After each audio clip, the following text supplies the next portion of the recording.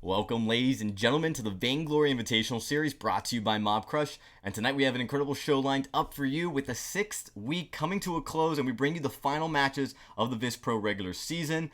And with Hammers looking to end the season with a perfect record, and Apex and Team Enforcerz hoping to end their competitive season on a high note, we will have some exciting matches for you guys, as well as some of the last competitive matches to be played on patch 1.22. Joining me tonight as co-analyst and caster is Billy G himself. Billy G, how's it going? I am doing great. Thank you for a great intro. Couldn't have done any better. But yeah, like you said, we've got some great matches lined up here today. Like I said, Hammers trying to get that flawless. Apex trying to hold on. We've got all these teams who just want to end on that high note. And as it's coming to the end of 1.22, I'm sure we'll just see teams go full out at it, like hold nothing back, because it's going to be a new patch soon, new hero, new fun. And I just think it's going to be an all-out just hype fest here today. Yeah, I mean, this is it, man. And these teams have nothing to lose, especially, I mean, none of these teams do. So you're going to see them possibly pull out comps that they have been dying to try. Maybe comps that may kind of end this patch with some fireworks. I'm definitely looking forward to see it. Hammers, of course, not one to shy away from trying new things. And, of course, we've seen some pretty impressive play styles coming out of like Team Apex, and Nemesis is going to want to pull out maybe a carry jungle Kashka in the jungle. Maybe we'll see. We know Hardik loves to play that, so we will be as we get ready for these matches, kind of letting you guys know where we are so far as we end this season. And to start that off, we are going to take a look quickly at the standings. Billy, you and I were talking about this as we were getting ready for tonight's show, and Hammers, they are undefeated. They haven't lost a single game, and it really comes down to if they can close out this season perfectly. That is the question. I mean, not many teams can boast a flawless anything. Like it's in people like TSM and Team Secret are like the only and Infamous Legion from SEA are like some of the only teams that can class that. And now just being able to go, oh, yo, VIS pro, we got flawless. That would be insane. So even though, like you said, they have nothing to lose, it would be very naive to say that Hammers are just going to mess around. No, they're going to play on top form to see if they can hold a flawless, because having flawless is a title you want.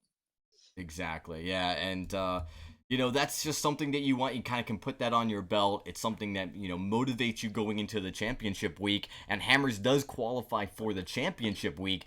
So that means that this victory is more of symbolic for them, just to show that, hey, we've got what it takes to finish it out. Hammers being one of those teams that has really kind of ended the season strong, even though they were doing great in VISPRO, as well as in the VG Live Finals, definitely surprising people and ending strong there as well. So there's going to be a lot to watch in this game, how they play it, how serious they come out, if they're going to try to 2-0 Enforcerz and prevent Enforcerz from really getting anything to kind of hang on to at the end of the season. And then, of course, rounding out the next bottom three of the teams that do qualify, Billy, we do got Team Phoenix, Nemesis, and Team Solo Mid. And, not surprising, the top 4 teams here, Billy, are in fact the top 4 teams of North America in the finals. Just the order's different. It's just like it's like been swapped. Yeah, that's what it feels exactly. like almost completely. TSM's now 4th in the VIS Pro, I believe, aren't they? And then you've got them just being flawless in Evil 8, which is it's so mad that one tournament they do fantastic, and all of a sudden these teams just shine out of nowhere. So I want to find those secrets. I want to find why that is. Absolutely. So tonight we do have, of course, Hammers and Nemesis. Both these teams are going to be playing in the championship series, as well as, of course, Team Phoenix and Team Solo Mid. So, we watched those teams yesterday. Very great matches. Team Phoenix actually splitting a game with Gangstar. So big surprise there. Although there were some itemization questions coming out of Team Phoenix. That might have been the reason. But going into tonight, that's the question. Are these teams going to be able to really lay it all on the line and do something pretty exciting? So without further ado, we are going to talk quickly about today's matchup here, Billy, and as well as take a look preview at the current rosters that are for tonight. And the first matchup coming out is going to be Team Enforcerz going up against Hammers. Enforcerz starting on the A side. And the question here that's going to be interesting is, with that slight little roster change, will Enforcerz be able to make a surprise, kind of shock this juggernaut, which is Hammers?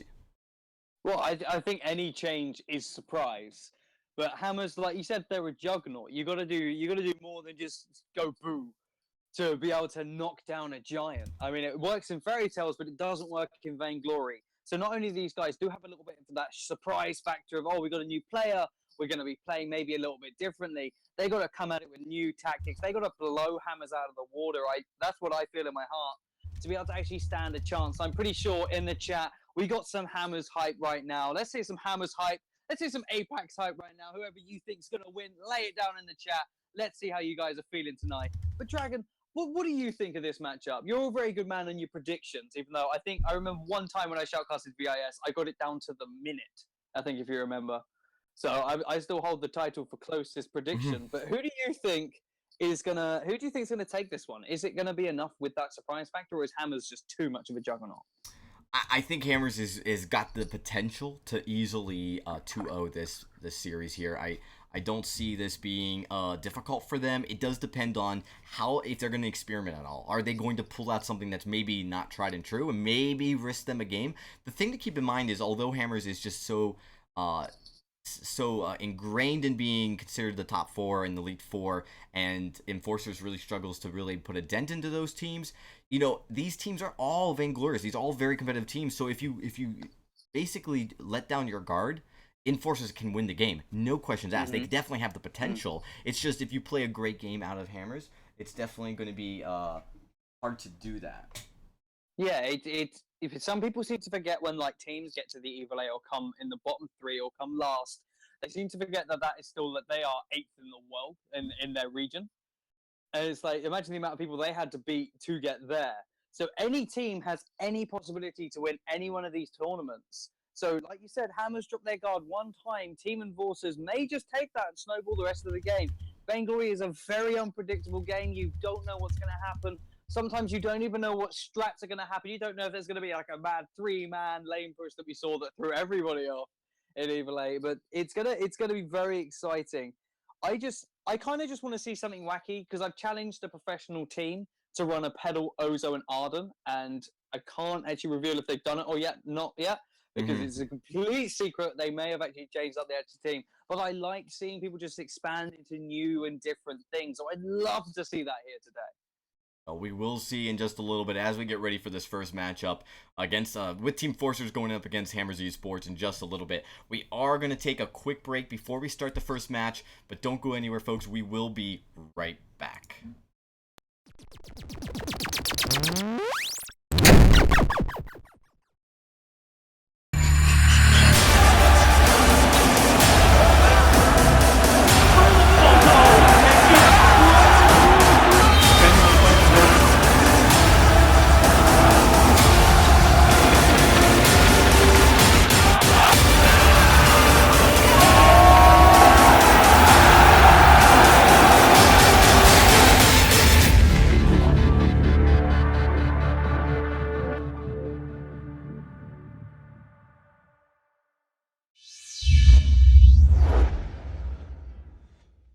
Ben, Sam, and Ken are on separate journeys to defeat the menacing Vile Dragon.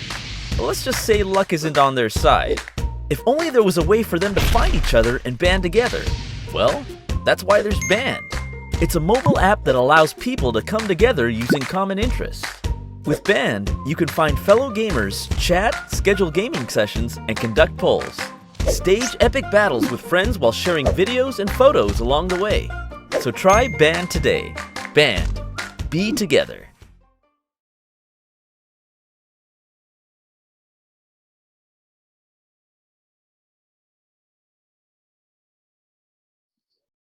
All right, everybody, we are back. Still waiting to get this first match on the road here. We're not quite ready to get started, waiting for the players to get on, but luckily we will have a match here. Just a few moments until we get started here. Of course, I'm here joined by the great Billy G. Billy, you know, as we get ready for this matchup, do want to just take a peek at the whole day schedule for today. We do have that up here right now, and with Enforcerz and Hammers starting off, I do just want to touch on just preview quickly the Apex versus Nemesis match. So there's a lot of storyline, deep storyline here before we come back to the Enforcerz Hammers game that I just want to mention. It's with Nemesis, and that is their starting roster got picked up and signed by Cloud9, and that is finally incredible. Yeah, I think everyone, even like including myself, because I keep my ear to the ground to most things. Is that I was just like, where are Cloud9? Why haven't they come in yet? Who are they waiting for? I was like, as soon as we saw Nemesis, as soon as I saw Nemesis High doing good, I was like, all right, they're probably a contender. Let's just wait it out. And then it kind of blew over, and then they waited for a little bit too long, and then they came out of nowhere. And now we've got TSM and Cloud9 in here, which is not only a great opportunity for esports in general, it's a great opportunity for Vainglory. Imagine the coaching and time that like the already amazing Isle of Joseph can now put into this game. Like that is gonna be scary for a lot of teams. It really is, and you think about like the fact that this roster, yeah, it's been changed a little bit. It's basically been Hardek and Lost Boy Toff plus another person, and it's been I Love Joseph for a few of those, especially their strong runs. But it's been other people that they've subbed in there. They've had Coeds, they've had Von C, and they've always finished in the top 4, always, every single season. They just have that that pedigree of consistency. Of granted they haven't punched their way into get that final championship ticket, but they day in, day out have considerably shown how impressive they are at maintaining that high level of competitive play, adapting to each patch. I mean, the fact that they were on stage playing in the semifinals in the autumn season of last year, and they're still playing in the top 4 every single season, all the way up and starting into the autumn season this year, is just testament to how focused and dedicated this roster has been. And it's been almost one of the least touched rosters in the entire competitive scene. There is no roster that is as similar from last year as there is on this Cloud9 roster. I can actually explain why Nemesis Hydra are doing so good. I have a theory. Do you want to hear it? Sure. Because they got 3 carries, because Lost Boy's insane. Lost Boy is just, he's like, honestly, I'm going to say it right here. He's possibly the best roamer in North America. I think he does pip Flash X, but Flash X, it's so close between those two. But I do think Lost Boy Toff is just easily one of the best roamers, one of the nicest people as well. And the synergy with Hardic and Old School, it's going to be insane. So, like you said, one of the least touch rosters, that does help for synergy, that does help teams expand. So I'm sure everyone here knows, like, really, yes, it's very obvious. Some people don't. So having that synergy and having that boost and being so consistent, because not many teams, they may be able to get there, but they can't actually boast the consistency to rank in near enough the same spots, is actually it's very almost unheard of. Well, unless you're called TSM, of course, then you're just gonna win everything. Right, exactly, and that's just been something exciting to see. It's been to see the North American competitive scene. It's been different than EU, where you don't have one team dominating. You've got 4 teams. But these... Now you're the one talking about this. T-Dog gives me so much rubbish for this on the podcast every time. But yes. It's definitely nice to have some parity. But it's been basically those 4 teams. So and we're seeing it again in VISPRO. It's not surprising. The management of these organizations are top notch. The players are top notch, and you just see that's obviously the formula right now for these organizations to be at the top of their game. And as we get back to tonight's matchup, which I really want to talk about because there's actually some cool things to mention in this matchup, specifically with the roster, is the fact that this is actually going to be Enforcerz roster with Vader, Ediel, and actually I believe Ediel is actually no, Ediel might be playing tonight, and then Forever is actually going to be switched out. We do have a roster change there. But Invader is actually D'Enzio, now known as Zio's brother. And this is crazy. 2 Vainglorious players, their brothers, going head-to-head. That's pretty rare and pretty exciting at the same time. That's just gonna be a matchup. When you're brothers as well, they probably know more about each other's playstyles than anyone else will ever do, even their own teammates. So I think this is just going to be a clash of titans right here, especially if he keep up with Zio. Like, that would be amazing. I just can't wait for it. Now I'm just hyped for this game. I think it's going to be awesome. But make no mistake, it's not his younger brother. It is his older brother. There's not another 11-year-old prodigy coming up through the ranks. He is a little bit older, but his playstyle is very aggressive as well. I think most people would say that they know Zio for his incredible godlike playstyle, and it's really up to Vader. Can he figuratively follow in his younger brother's footsteps, or overshadow him? I mean, that is going to be the question tonight as we get into this matchup. There, Billy, you're laughing. It seems to be like the younger the person is, the better they are at Vainglory. I don't know. Like you know what I'm talking about. Like It's those infamously, nimble you just- fingers. It's those it is tiny little fingers. I'm actually. telling you on these phones. Shout out to Nivmet. If you don't know who Nivmet, he's one of the best developers ever. And I was talking, he went into like a Discord chat. There was like an open lobby kind of thing, and everyone came in like asking questions of Nivmet, and he just explained why these younger players are better. Do you know what he said? I'll see if I can quote him. He said it's because they just do stuff without thinking. You know, they just do it. And when you're thinking about doing stuff and they're halfway through doing it and it will pay off for them because they've already done it, the thinking time will give the other team a chance. So them just going in and doing stuff, making these rash plays that just throw older people like into confusion and stuff like that. It's why like I Love Joseph can be so aggressive because you even casters like myself and like even many more experienced Vainglory casters sometimes don't see his plays coming because they're so quick and so just impulse done. And yeah, it's just gonna be super exciting. Do stay around because these matches, I can tell you, they're gonna be good. Yeah. By no stretch of the imagination, they are just gonna be amazing. Yeah, and can Vader live up to his brother's hype? That is the question, and I think many will guess no, and that will be the resounding response. I think if you did a Twitter poll right now, but it's definitely, Vader and his team has definitely been a team that has been rising. I mean, he used to be known incredibly well for his cruel play. He's got a few heroes that are like classic comfort pocket picks that when he gets on he's really good at. And he again, both of these players are Vainglorious tier. The highest skill tier you can reach in Vainglory is Vainglorious, and so you've got a family of them, and that's a scary thought. Something you don't see. I mean, other than E36 and Stash Bake, it's definitely not something you see very often in Vainglory. No, I mean I'm close to my Vainglorious, and it's super tough to get. So I've got respect for people who can make it, but people in Vainglorious pieces seem to say that Vainglorious is nothing. It's VG Silver is the one you want. So when you get to Vainglorious, it's not enough for there. You gotta keep pushing. But these guys are just like they're. I think there should be a tier above Vainglorious because that's what these guys are. You know, they are above and beyond Vainglorious right now. That's how good their plays can be. That's how good these games can get, and that's exactly what we're expecting to see here today. Yeah, I mean, and when you think about the difference, the skill tier difference of these organizations and these teams relative to like players like you and me, Billy, it is What are you trying to exponential. say? It is No. exponential, and not a knock against anybody, but this is if you want to watch Shoot for yourself, bro. if you but Billy, if you want to watch how the top players play, this is where you got to come and watch right now, and watch these Absolutely. games. There's just so many nuances, and we'll definitely try, Billy. I know especially we'll try to bring those out. We'll try to focus on those so you guys can see it, like what these players do to get that edge in each game. It's really remarkable because these little seconds, like you were talking about with these young players, just doing it. Every single second counts in Vainglory. The games are much shorter, and so seconds are very, very valuable, and you just can't waste them. So as we get ready for this match in just a second, looks like we got about 5 more minutes here before the first game starts. But it is going to be pretty exciting, Billy. Both these games tonight, it should be a lot of fun. Yeah, it's actually exciting to come back to NA after a very long break from it. I've been doing a lot of plays in SCA, keeping my eye on EU, but don't worry, I haven't let NA fall out of my radar just yet. But NA just has such an exciting style of play that I love you guys. Like Dragon, I love you and your NA meta. It's so just delicious. Like you've got the EU side of things, which is kind of like a pretend NA. Is how I'm starting to put it. Like it's.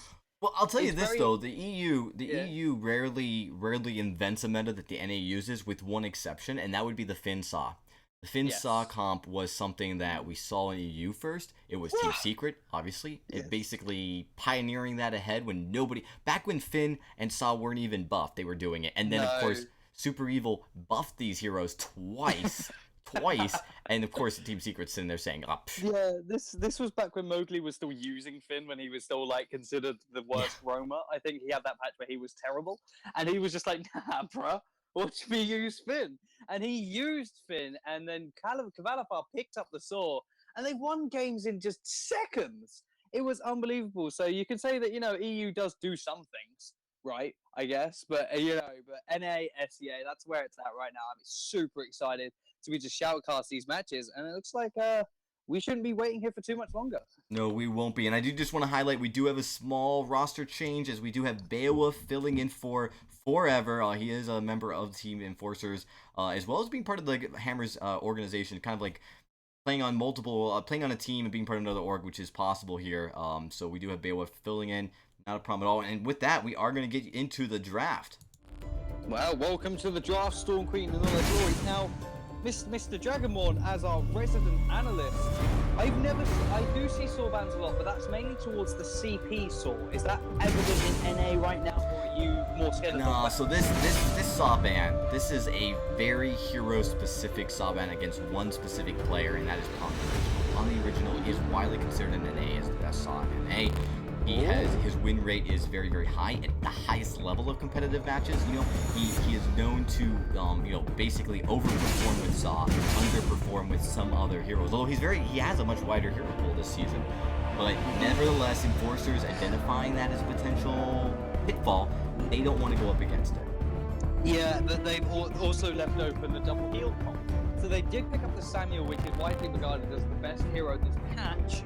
As I'm not sure if that's the case in maybe EU and SEA, and even here, he is considered the most picked and most banned hero.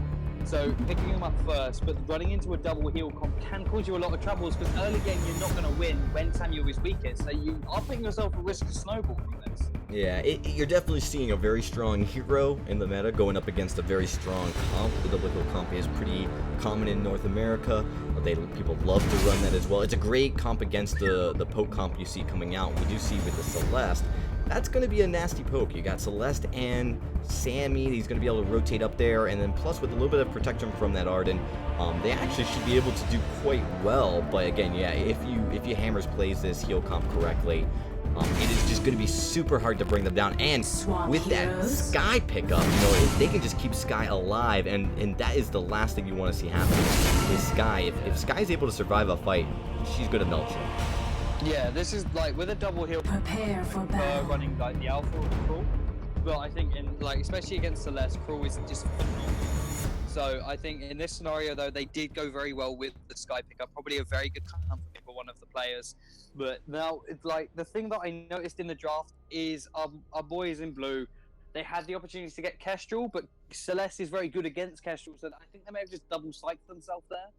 And they did leave the Kestrel open, take the Celeste so that the Celeste can counter the Kestrel, but then Sky is still a thing, and we know how good Sky can be against Celeste, so I think it's actually going to fall onto Samuel this game to carry that poor Celeste, who may not actually be able to do too much this game. Yeah, absolutely, and that's what we'll be paying attention to mostly, is how does that work, or what the rotation is going to look like. As we get into this early game, you're going to see it does look like a double CP comp, at least early. We usually only see Crystal going on Samuel, so this is a double CP against what potentially could be an early weapon comp here, although we all know the Adagios, they tend to start off with that attack speed, but then they immediately move into crystal damage. Yeah, but look at this in lane though, my man. Like they're starting immediately with double lane. Sky rotating fast the moment she's hit her mid medic, just ignoring the cats, but she does take supernova damage. She goes in, and there's the Imperial Seagull to try and heal her back up. Eddie May looks like he's going to survive here as the Vanguard comes out with a panic Vanguard. Does keep him alive. That was actually quite a good gank that, Eddie just doing absolutely fantastically. Drifting Darkness coming through. That's going to be a Vader going down. 2 Skies, 4 Barrage. Kind of an awkward play right there. He kind of locked himself into engaging. Not something you really wanted to do. It did happen. And that is 1 kill going over around roughly a minute and 10 seconds in, 2 Hammers. Yeah, I mean, that's quick and easy engagement. Nice rotation coming up from Hammers. They do push the lane very well. And, Eddie doesn't go down, but, him getting pushed back and at such low health. And then really the miscue there was Evader. I mean, Beowulf goes up and does what he needs to do as a support to kind of protect his laner. But Evader kind of just misguidedly tries to rotate up by himself, maybe not remembering that you've got all of Hammers sitting in their side of the tri-bush, of the mustache bush there, and able to, basically trap him out, prevent him from moving, and he just decided, you know what, I'm just going to move right into this and take my fate. Well, there's Beowulf, and he's going to bring them into a Vader who misses his Madison Verdict. The empowered one, he does hit it there afterwards. That's going to hurt Sky, but Eddie Eagle going down so fast. Eddie Eagle, I apologize, Eddie else going down, and the Vader's going to take some poke damage from Adagio. Not really someone you want to be going on against at this stage of the game. Missing the Madison Verdict one more time, and there we see, like I said, Celeste not able to handle Sky and just getting completely melted. And you know, this double heal comp plus the nice little speed boost you see coming out from Lyraze, that's able to kind of help reposition Sky and keep Sky. Look at Sky, super close to going down, but even higher health thanks in fact to the fact that he's got that heal comp. Oh, he does go down though. Nice rotation by Ediel to kind of rotate behind and take out Sky. Yeah, that was beautiful. The core collapse does miss Ediel in a very bad position as the agent of Wrath Adagio is going ham, but now it's in a good spot for Ediel, taking a lot of minion damage here. Probably going to fall, does manage to pick it up, and Zio in a very good spot, probably going to pick up the Beowulf here. Does indeed, and Zio's not going to take any more chances. He's going to pick up the kill, going to be happy with that, and is going to back off as they both rotate into the lane at the same time, and Hammer's looking very strong with doubling the kill difference here. Yeah, doubling the kill difference. They've got a nice gold lead here with only 3 minutes at approaching 1,000 gold lead is where you want to sit. And a lot of that comes from a decent creep score lead, mostly in the lane. Zio's got 27 to the Celeste 17. A lot of that has to do with just the pressure he's been able to pushing that lane up. And even when they were down the jungle, that lane was able to push up to the turret of Enforcerz, and that's been able to kind of help reduce that CS on their side. Exactly what you want to do with your hammers is only rotate down when you know you've got that lane pushed up. And yeah, just great play so far, very solid. The mechanics look great. Let's see how they continue, and we got another engagement. We do, and dodging the core collapse just like he knew it was coming. The fall brush is going to be the reason why Eddie left. If he would have done basic attack, he would have picked up the kill. But now Evader's going to be able to fight back with that Drifting Darkness, doing a lot of damage with the aid of that Vanguard, but he's going to take a fair amount back. He can't mess with this comp. They're going to poke to obliteration and just heal any damage after that. And look at that. One, the original was almost down to near death health and was just picked up almost back to full. This is the power of the early game heal.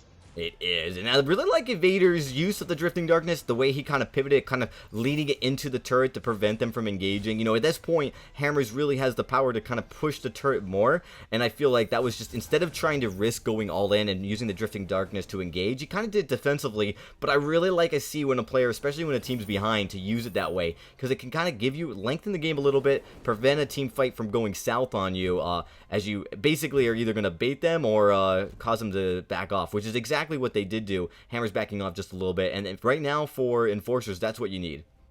Yeah, and look at this Zio. He only managed to get one of the backs, but Celeste over the wall. Will she be able to pick up Zio? I'm not sure as the Baron is popped, followed up with the Imperial Seagull. They do pick up the kill on the Adagio, but it's Beowulf left. They have 3 seconds to pick up this ace, and they do pick it up with 5 minutes and 10 seconds in. That is a very quick ace for Hammers, and I'm pretty sure they're going to be very happy bunnies with that one. Yeah, risky call by Invader, going down there trying to 1v1 this Adagio. Adagio's just got too much heal there in the early game, and plus he's sitting on some potions. He just was able to outlast that without a problem. And then once he went down, that fight was just going to go absolutely against Enforcerz in favor of Team Hammers. Just, you know, without a doubt. So a little bit of miscue there, miscommunication, kind of getting caught out there by himself. I think he wasn't really expecting that. And of course, Hammers is able to pick up that ace. Yeah, he went through the Tribers where there was. He popped his boots so he wouldn't shout for too long. But you know, you can't fly anything past Hammers. So Adagio knew that he was going to the back. So what all that Evader was able to secure was one big back and one mid-healing creep. And Adagio did manage to steal the rest. But here comes another fight out. They're going to try and put some pressure on here. There's the bulwark to try and flip it. Adagio is going to get away as the Oblivion comes in. But it does miss. And there is the Drifting Darkness with the Madison Verdict, trying to get some empowered attacks off. But he's just missing them. He's not too consistent with that Madison Verdict, so that could cost them trouble in the late game if he struggles to hit that. Yeah, and a lot of it, I think he's trying to predict where they're going to go, and, you know, Hammer's doing a great job at not, you know, playing the obvious engage card. They're not just going in ham, they're definitely biding their time. They're in no rush. They know they have, with that Adagio, they have a respectable late game. The sky stays pretty level when you go weapon throughout the game, but that Adagio is going to scale well, and we did see actually yesterday some games where it just absolutely obliterated the early game power from the Celeste, so you know, Zio, if he stays patient, I think this is the right call. They're not over being aggressive. They're not trying to go in too deep and potentially forcing a team fight they're not ready for. Yeah, Beowulf there with great reflexes just to get out of that bulwark so he wouldn't take any additional damage. But Evader, will he be able to get his farm? No, he won't. He's going to get caught out. That's going to be Evader going down. Beowulf far too slow with that fountain. Kind of a wasted fountain there as he's not going to be able to use it again. Beowulf looks like he's going to get engaged on by the Sky. There's the Agent of Wrath onto her. Are they going to go for the ace here? Oh, they want it. There's the heal. There's the arcane pass to follow up with the bulwark, and Sky does get the triple kill. Ace, I believe. So that, or maybe the double kill. I believe it was a triple kill though. But GG, Hammer's just, they aren't giving Apex time to breathe. Yeah, Enforcerz is definitely going to be struggling here with the second turret going down 7 minutes, and Evader almost going down again. Beowulf, nice Vanguard to save, but yeah, this is definitely playing perfectly for Hammers, and really what you're seeing is just this early game heal comp being very aggressive, and if you are Enforcerz, you need to find a way to counter that. You need to stall them, slow this game down a little bit. It's just going too quickly. 7 minutes is way too fast to have your second turret down, and if they don't slow this down soon, this is going to be a very short win for Hammers. Oh, absolutely. Like it's obviously 7 minutes is quick if you don't have a saw. If it's a saw, it's pretty normal, so don't worry about it. He's going to fall off very soon. But in this kind of game, against the double heal, I want to say, if you agree with me here, Drinker, I always advise just stall out your anchor turret, which is your third turret, the hardest one to push in before the Kraken. So I think if you can stall out there, not take too many advances, because their pressure, they're going to be able to beat you in every fight that happens until Adagio's heal falls off because he's running Crystal. So wait for that moment, wait for Samuel's damage to stack up, because we know he's one of the most powerful late game powerhouses next to Scar. So know when your spikes are going to happen and use them effectively. Yeah, and don't get caught out, as we see Beowulf does a blood for blood to kind of get in there. They don't engage, that is Hammers, and so Enforcerz is able to get out of that fight. But you got to be careful, don't overextend. Ediol was kind of overextended there. Luckily, nothing bad came out of it for Enforcerz. But as they're trying to get that farm. Honestly, they just need to back away, I think, and not risk it. But looks like there's actually not a lot of coordinated aggression coming out of Hammers, and that's good for Enforcerz. That is definitely. I mean, Sky did steal everything, but there's an arcane passage bulwark. They're not going to be able to do anything because they are up to the anchor turret. Like I said, the hardest one to push in. And now Zeo's just going to try and put some pressure on, but they're not going to be able to do too much. There we go. Madison Verdict is now hitting a little bit more consistently right now. So he's able to get a little bit more damage, but he doesn't even have a broken myth yet. He's off 20 gold at 9 minutes in. He really should be having that tier 1 item finished by now. And he's really going to struggle at this stage if this farm keeps up the way it is. Yeah, I think you need to see Ediol and Evader kind of switch out the CS last hitting in the lane, because that's all the form they're getting. They need to balance this a little bit better, because you're right. Oh, Evader does pick up the broken myth now, though, so that is a nice power spike, but it's really just going to be used to keep them alive in these fights under the turret. As I think if you're Enforcerz right now, you're not going to want to push out from it. You need to just stay very, very close to your sanctuary there. Maybe coming down and grabbing this healer, but you see Zeo smart heads up to kind of rotate in there quickly. One thing I will say though, and this is Beowulf's very good call there to kind of start putting vision down. It does help them, but Evader taking a lot of damage. Oh, he did. Adagio with the quick engage. There's the core collapse. It does miss. They may be able to push past the anchor tower here, and Ediol in the wrong side of it. He is definitely going to fall as the panic solar storm does come out. But this is going to be some damage on the anchor turret, and that's the one you want to keep up against the double heal comp. But there it is. They got called out. They went for the farm. That they didn't have the vision up. They didn't know where they were. They went for it, and they've lost that anchor turret now. So if Kraken comes onto the fold now, I think it could be end game.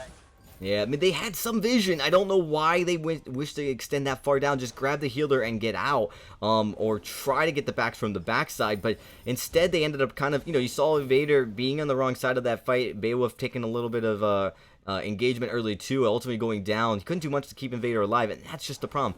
That sanctuary turret, that last lane turret going down, that is a big deal, because now at 11 minutes only, they've got really nothing. So one bad team fight is going to allow Hammers to completely push through and probably close this game out before a Kraken comes out, unless Enforcerz can slow the pace of the game down. They really just need to don't overextend, don't overaggress. Assume that Hammers is going to be rotating up to take them on very quickly. So, but it's a little bit too late. This is going to be a really, really tough mountain to climb for Team Enforcerz. I mean, it's a mountain, but mountains are climbable. So a comeback, of course, is always an option.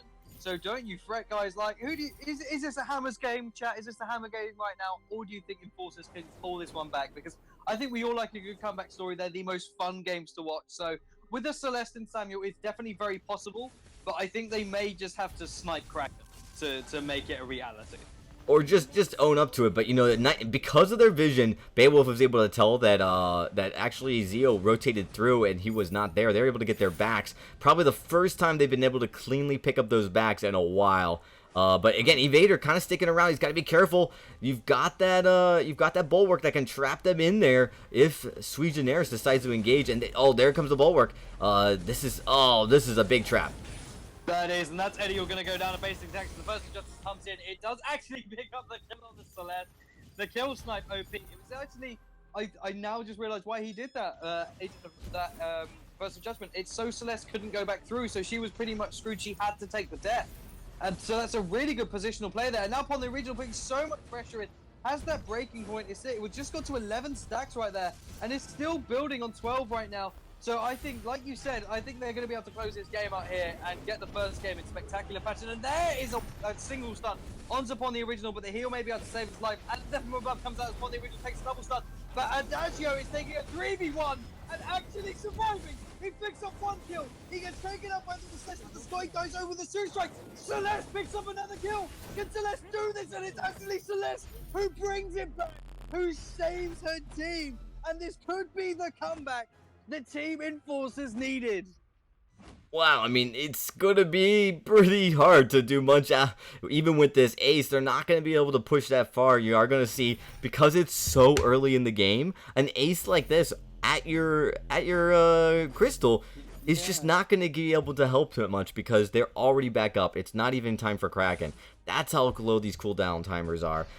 These death timers. So, you know, they're going to be able to prevent this loss, but I think that they're going to have to play perfectly for the next 5 or 6 minutes and get another team fight if they want to be able to fend off this game that's pretty much been in the bag for Hammers. There's still a lot of vision down there, so there's really very few places that Team Enforcerz can go without Hammers knowing. So Hammers, they realize, okay, they got ace. The gold lead might have swung a little bit, you know, the gap in the gold might have swung a little bit back in favor of Enforcerz, but we've got this. We're super far ahead. Let's just go take this crystal out. We don't even need to worry about them. I think that's always a good idea, but Celeste damage showed them something right there. That Celeste, with a couple of supernovas, is going to delete them all. Like so they've got the Aegis on the Adagio now. I think he believed. I'm not sure how long he had that for, but Celeste doing so much damage. So this double CP comp, they need those aces because Sky just got immediately taken out. Yeah, so, I mean, they're going to play it smart here for sure, but, you know, they could rush it. And, you know, the decision of rushing is always tricky. Oh, you do see, look, Adagio's coming down. They're coming down from the bottom. They're going to try to go. I think they want to get across that wall without being seen. You do see, that's exactly what they're doing. They're going to go for the rush, and I feel like they see this opportunity if they just go in quickly, but you know what? They popped the scout trap, and I think they felt like that was too risky now that they've been caught. Yeah, even if you're so far ahead, making risky plays is never a good idea because, you know, it could swing the gold lead. Like, one mistake can change an entire game. So you could have done one, but there could be another. And there's a Kraken snipe. Thought they were going for Kraken when they were just at base. I mean, oh yeah, this is so sneaky. You see, Beowulf's gonna get caught out. He knows he's caught. Is he gonna be able to get out of here? This is now a 3v2. Oh, nice gauntlet though. Does trap him in, and Zio is taking a lot of damage, but Beowulf's going to go super low. He does go down. This is going to be an ace for Team Hammers. Oh, absolutely. That was just so fantastic right there. Like the first point of call, you see Sweet Juniors just juke out his team there. Absolutely beautiful. But you saw poor Adagio just get caught out there, and from then on, an amazing burst of judgment. Fantastic Adagio plays, and it just went from there from now on. I actually think that they maybe should have picked up the Kestrel at the start of the game. Possibly, but you know, you rarely see a trap like that. That was very creative, and a lot of it came to the fact that, you know, you have Lyra, who she just needs the positioning to be able to go up there and teleport into the crystal, next to the crystal, and kind of finish it off. So they were hanging out. I've never seen people camp there, like just hide there, waiting That's for like a prey. Waiting for it was very much a surprise for Beowulf. I don't think he was expecting to see both Zio and Suigeneris there, but they were there. Takes them out, even though upon the original was kind of up on top of the lane, kind of away from the fight. They were just so far ahead in levels and itemization that they were able to completely manhandle a 3v2 there without a problem. Yeah, I mean, you just see the difference right here. This is why I say Lyra's ban or pickable. Like she's a high priority pick for this exact reason right here. Even if it was double heal or single heal, she's so powerful. I find her more a priority over the Samuel if she's not banned. Samuel can change games. Her bulwark can change games.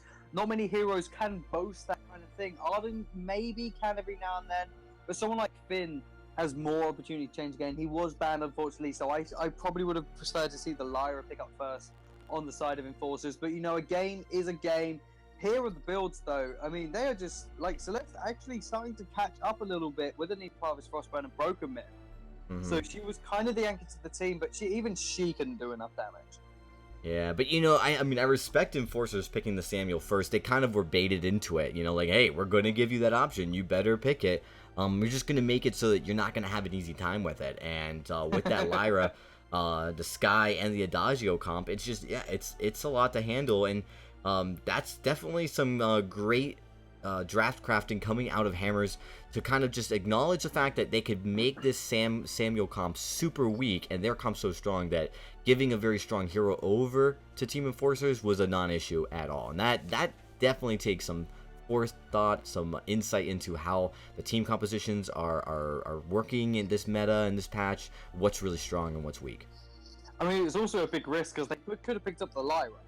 But I feel like then it would have given, but then would have given Hammers the Samuel, and Zio's Samuel is phenomenal, and you know they knew just putting that on the table forced Enforcers to pick the Samuel. They had to, if only to prevent it from going over to the side of Hammers Esports.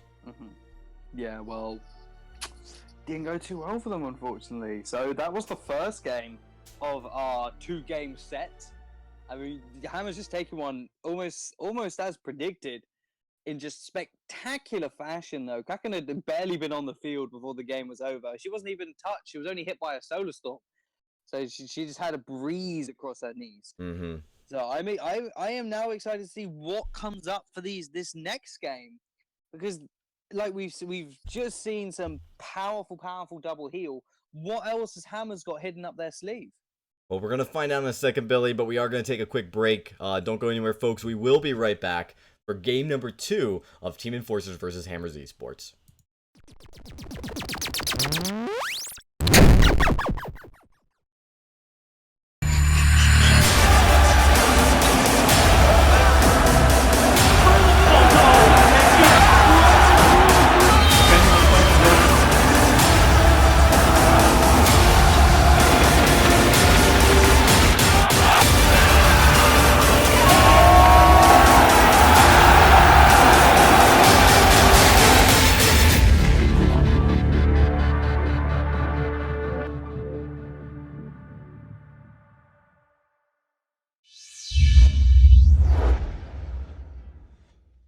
Ben, Sam, and Ken are on separate journeys to defeat the menacing Vile Dragon. But let's just say luck isn't on their side. If only there was a way for them to find each other and band together. Well, that's why there's Band.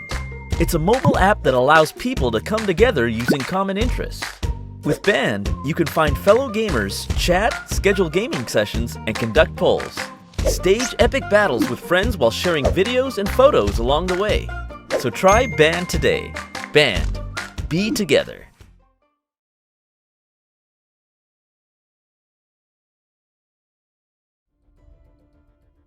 And we are back here getting ready for this matchup here, joined by Billy G, and we are right into the draft for game number 2. Billy, why don't you just start breaking down this draft so far?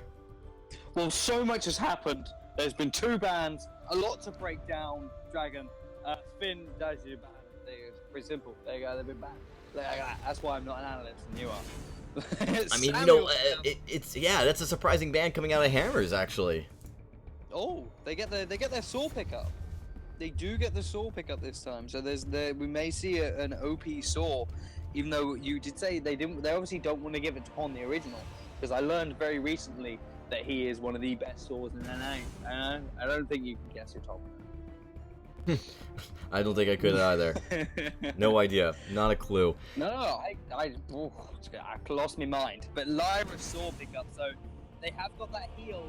They did bet out the Adagio, so they don't have the chance for double heal. And Samuel does do pretty well against the saw, But if it's a CP Saw, my dreams come true, because CP Saw is so powerful.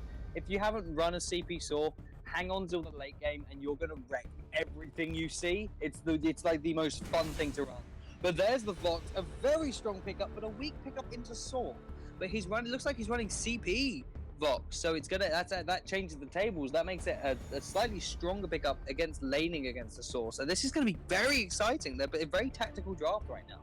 I mean, this is a really, really interesting draft out of Hammers. We've not seen something like this before. Specifically, Hammers playing Samuel and and Vox. It looks like, I mean, it appears, yep, Sweetenaires is playing Roam Samuel. So this is what I'm talking about. I mean, this is something we've not seen. This is something we haven't seen at all, Billy. Oh no, there you go. It's like, no, that's not gonna happen. Like, that's just not a thing that is gonna happen. So apparently we're gonna get some jungle weapon Samuel and some CP lane Saw. I think it's going to be the weapon Vox. No, sorry, then the CP Vox. I think it's going to be the weapon Vox and the CP Samuel though. Like, you're not going to run weapon no, this is Samuel. definitely much closer to sanity. but actually, Billy, I want to mention, you know, the idea of having Zeo play Vox is quite normal. People expect that. He's a very good Vox. He's known to be one of the most efficient Voxes, but upon the original on Samuel in the jungle, this is something we have not seen him play, so this is kind of a first. Maybe he just wanted to try it. He's like, oh, I haven't played Samuel yet, let's give it a go in the VISPRO. Yeah, but I do want to highlight real quickly with Beowulf rotating up to the lane with Edial. This is a very interesting rotation, and Taka actually going at the backs by himself. So this is a form of hyper leveling. We've not seen this too often, although it does come up time to time. But the aggressiveness you do see when supports play with Lyra, they like to be in the lane super fast, super quick, very aggressive play styles, and Beowulf definitely living up to that. Yeah, absolutely. We saw it in the last game as well, where Sweet Generous just went straight to the lane with Lyra. It's just such a great tactic so that they lose that first lane of farm. They're not going to be able to rotate at all. So you're going to force the other team up. So your little hyper-leveling laner is able to just stay alive and just farm to content, especially with Attacker, who is very good in the early game. And it's actually picked up a double light armor. It's going to go on to pawn the original. That light armor not going to do anything to you. And Sweet Generous putting the lane, the law down on this Taka. On the original, just splitting focus right now, playing as well as he can. As the Drifting Darkness comes out, Vader's going to try and get out there as fast as possible. There is the Kaku to get him out of there, and now Eddie is just pushing the pressure down to the lane. And Taka going in again, and Sweet Generous just not caring. He wants to put some pressure on, but he's going to start backfiring, but the three teams of Hammers is right there. They're ready to put some damage onto them, and he does manage to pull Vader out, but there's the suppressing fire. They do get the Lyra, but they pick up the Samuel for trade. But the Sword is coming in as Evader's going to try and get away. Zeo is right there, who's going to be able to get the farm. Sweet Generous trying to lay the law down onto Evader, who's just going to Kaku and turn around. Zeo actually stealing some farm right now, and it looks like Evader really wants to pick up the kill on Sweet Generous. Saw here, and he's not even able to do anything. Taka does pick up the kill, but he's going to fall. The Sword did manage to pick up one of the backs, does manage to get the shank down on the Zeo. May not have been a good choice, and he is going to fall here, and he knows it. He's even going to recall, and yeah, there you go. There is the genius perk, just picking up the sword. Yeah, Hammer's kind of noting that he was just going to bide his time and just take the death, kind of slowed it down a little bit. Said, no, you're not going back to base that fast. We're just going to play with you there a little bit, pulling your chains. But, you know, Saw coming down was nice, but that is the only problem with Saw, is he is going to be super weak. If he gets caught by himself in the jungle, he's just not going to be able to move quickly, and that's exactly what happened. Beowulf doing a nice job freezing the lane there, and Zeo taking a lot of damage right now. He is almost getting picked up. I think if Beowulf would have, like, stayed there, or Beowulf would have stayed there just to put some extra damage down onto him, they probably could have actually maybe even got the kill on that one. I mean, Sweet Generous's Vanguard was down at that time, so I think if they would have taken the chance, especially combined with that suppressing fire damage, they would have got some serious damage down. Yeah, but you know what? Your wishes are not granted this time, because, and I'm actually disappointed in this, Edial is going weapon Saw, and I think that's a mistake.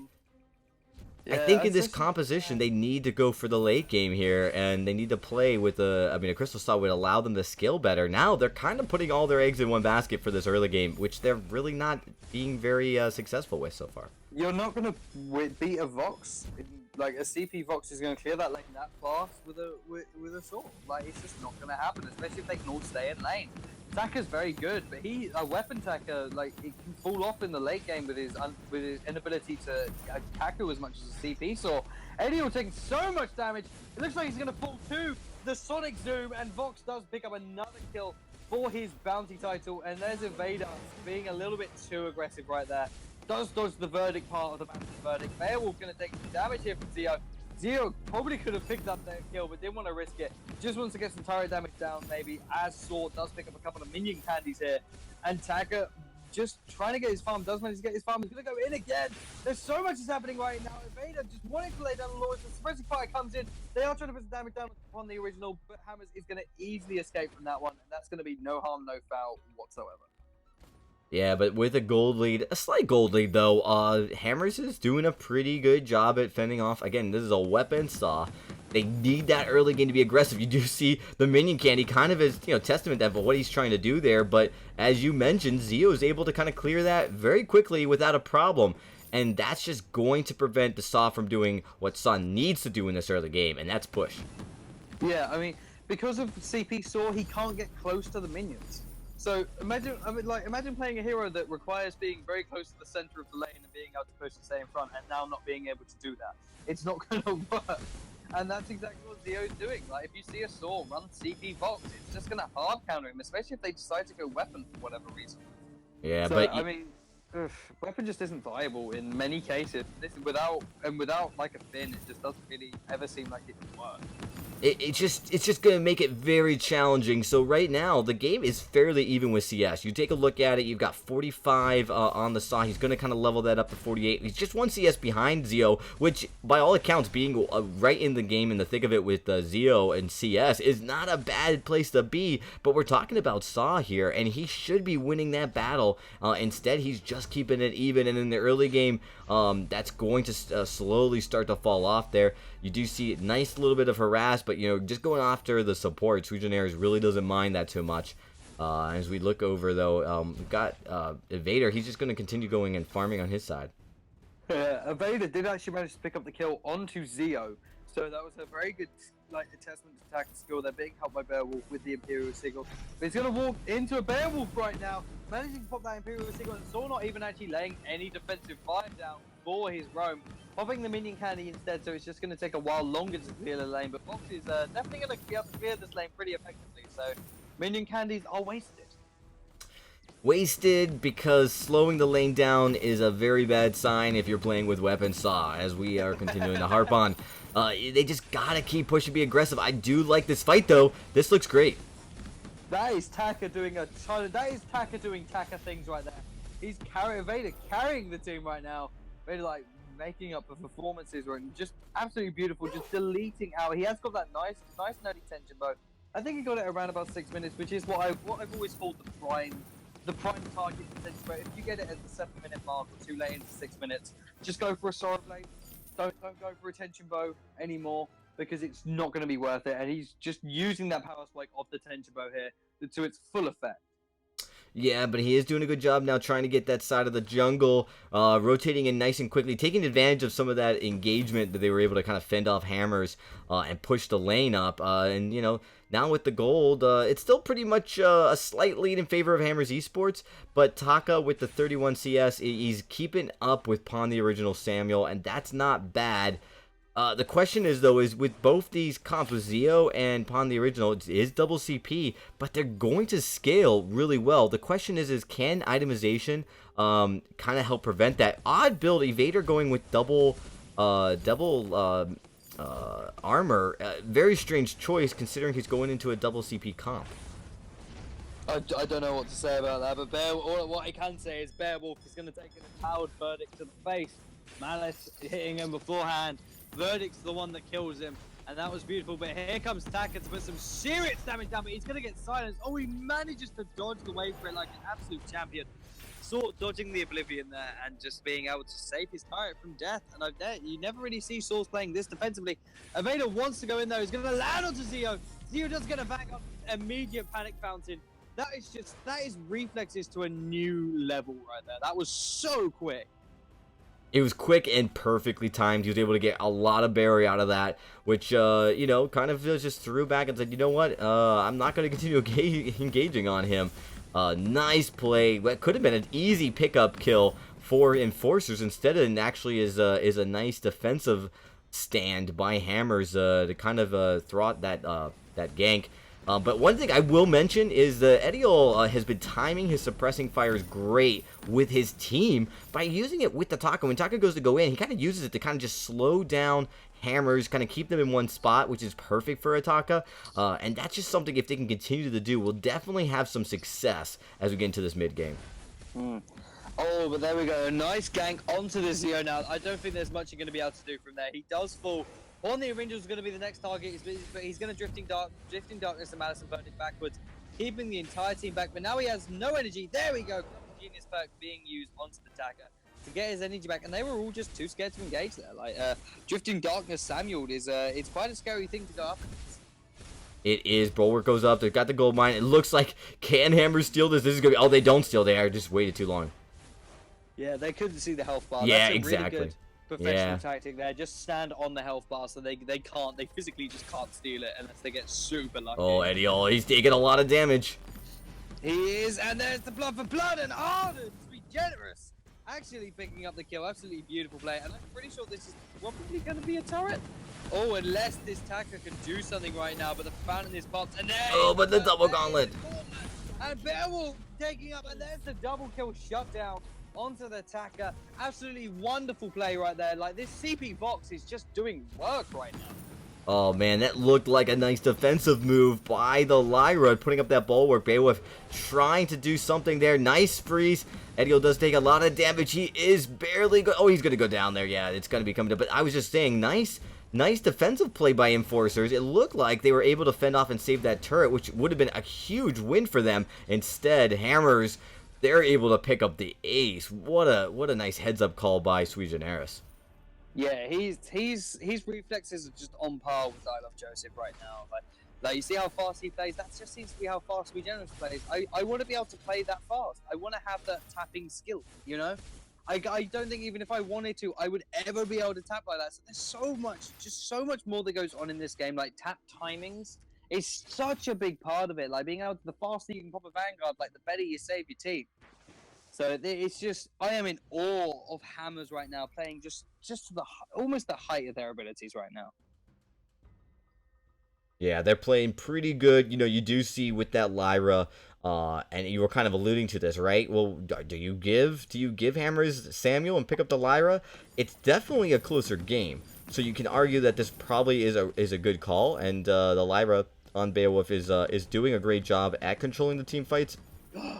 But it doesn't matter. Hammer still seems to be outplaying Enforcerz here and doing a great job at when it matters. Dragon. Look at the builds. Look at Soul's build. It's a hybrid Soul. Whoa. Okay. You know, so that's very encouraging, and because as they start to scale, you do want to see that crystal Saw playing. He's going to be able to do a much better job. Oh, but Taka getting caught, that's not something you want to see. He's just showing right there why you don't use your Kaiten immediately upon starting a fight, because you may need it to escape a gauntlet. And that is what happened right now. And that is an open anchor turret, the one you don't want to lose. And I'm pretty sure it's going to go down here, which is so bad. There's the Oblivion, does miss.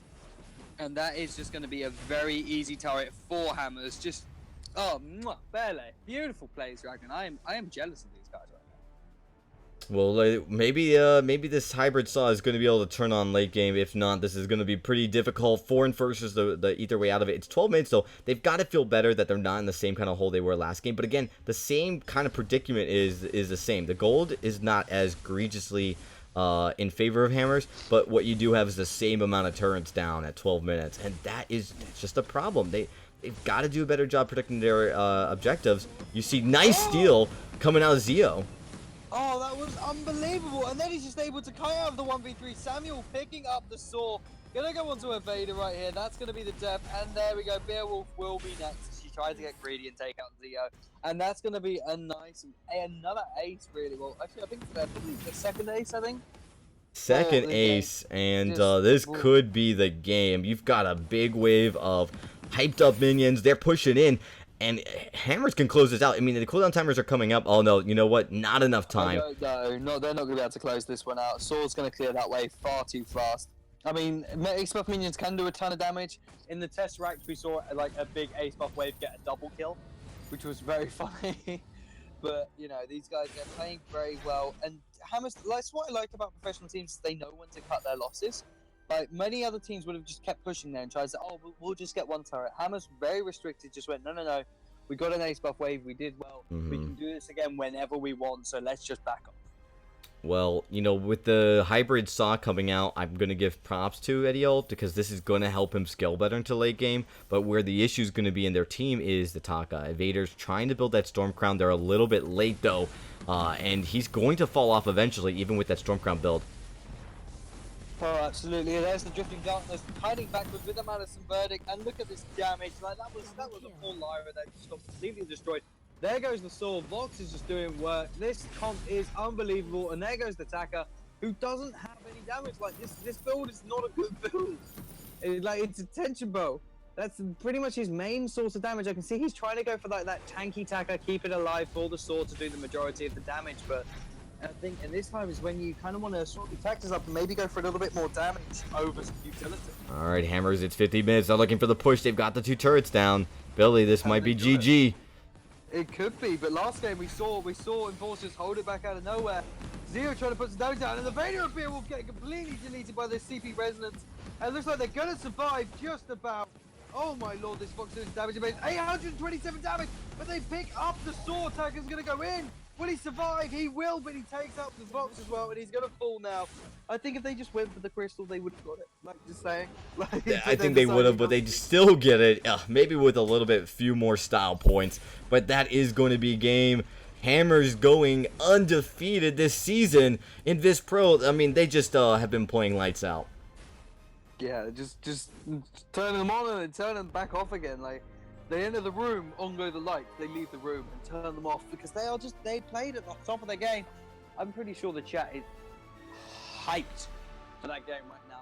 I was very excited for this one because, you know, we see the builds right here. It seems to be very common that Eve of Harvest, Broken Myth is just a great build and utility ways to go for right now. So we've got Taka. Like, I'm just going to point out the Taka again, went for that utility Taka. I mean, I think this game they did need a little bit more burst, a little bit more damage to sustain against these guys, but Taka tried to do what he admirably, played extremely well, but just couldn't do anything there. That duo saw it wasn't going to work. You can't build hybrid at this stage of the meta, especially with a saw. You do need to just stick one out and go for the other. Like, if he would have gone weapon, he probably would have been better just to stick with it. But going CP, you know, it almost worked for him. He was doing some good damage, but it was too little too late, and Hammers were just able to snowball that one. You know, and it was very close there for a while. The gold lead was pretty small, only a few thousand. So if you were, if you're on the side of Enforcerz, you probably felt for a good chunk of that game you had a shot, and they really did. You know what? It was just a few miscues and one really bad team fight that we saw where most of those turrets went down. And that's the problem. Objectives, though, were the issue of this game for Enforcerz. They were not able to protect their turrets, and they were not able to take a turret off of Hammers Esports. And Hammer's doing a great job at acknowledging the fact that they had that that ability to pressure that saw once they did, and able to push the objectives much quicker. And that's the name of the game. And Hammers, great job. You know, it was kind of a tricky draft. They are able to get the Samuel, which is going to really turn on that late game, which we saw. That late game just, I mean, doing so much damage. Vox as well. That Enforcerz, once they fell behind, it was just not, it was done. They weren't able to get out of that pit that was dug for them by Hammers Esports. No, like, I think once your grave's been dug and you get pushed into it, it's very hard to get out of it. Not impossible, of course, but Hammers just, you know, sealing the lid on the coffin the moment that they kick them in. Just absolutely beautiful. And, you know, I don't think I can shine their praises enough. Yeah, but you know, that, and as you mentioned before, Evader going with that tension bow. I mean, he was trying to do the build where it's tension bow storm crown, which has merit and has known to be good. But when you get that far behind and you end your build with just the tension bow, that's your only tier 3 offensive item. you're just not going to be able to do much damage in that mid game. And by the time they got to late game, it was just too late. They were too far behind. And I think maybe Invaders should have, just realizing that they were probably going to be playing from behind, maybe tried a different strategy, something with more sustain and more punch. But, you know, with that, it just looks like he tried to commit to what his plan was. It just was forced. They ended up getting forced kind of from behind, and it ended up resulting in, you know, that bulldozer snowball effect that Hammers is so good at doing in the late game. Yeah, I mean, if you give anyone a chance to snowball, they're gonna take it. Hammers, you know, one of the best teams at doing that, like on par with Team Secret and TSM with their unbelievable snowballs, just showing you how it really should be done. Keep control. If you're gonna do pressure, keep it in one, either the jungle or the lane. Obviously, keeping pressure in both is fantastic, but we saw in the first game they had more jungle pressure, and in this game they had a lot more lane pressure. Right. So if you're gonna pressure, don't split too much. Focus on what your strengths are in that game and captivate on them. And that's why so many teams can get so much further ahead. Well, we are going to get ready for our next series in a few moments, but we are joined here by Zio from Hammers Esports for a quick post-game interview, kind of run through it. Zio, thanks for joining us tonight. Thanks, man. It's always nice to be here. Well, you know what? You guys just closed the regular season of VISPRO undefeated, near flawless. That is quite an accomplishment, guys. Congratulations. Thank you very much.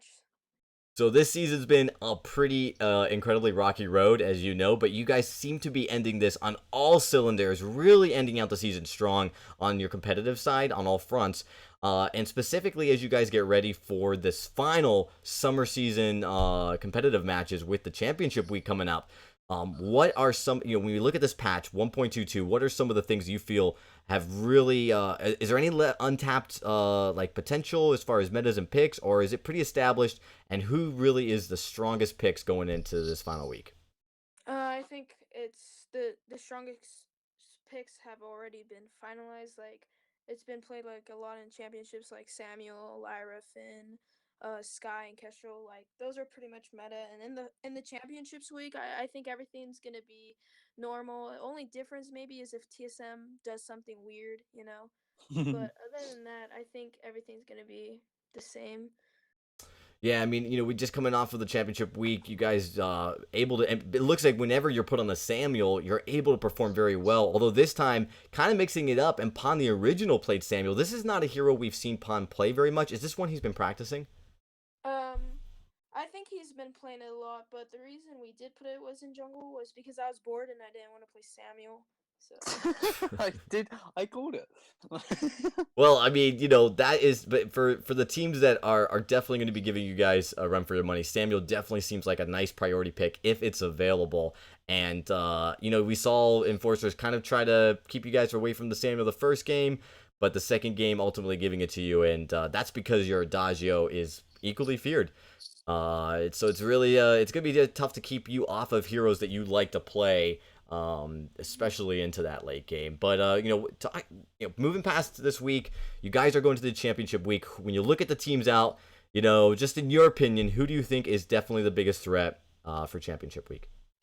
for the biggest threat in the championship week of VIS is probably TSM, since they did win the championships, and they're definitely a hot team right now, and winning them is actually a really great accomplishment because they're a really good team. They put a lot of work into this game, so like they're like the way they play Vainglory is super good. So if you were to beat them, like it would be an accomplishment. You guys have a shot at it, and we'll begin with that pretty soon. Zio, thanks for joining us tonight. Good luck. We'll see you guys next week. Yeah, see ya, dude. All right, Billy. We're going to take a quick break here as we get ready for the next series. But don't go anywhere, folks. We will be back in a little bit with Team Apex going up against Nemesis. Make sure you guys stick around. We're going to begin that match start for you guys in just a little bit. Be right back.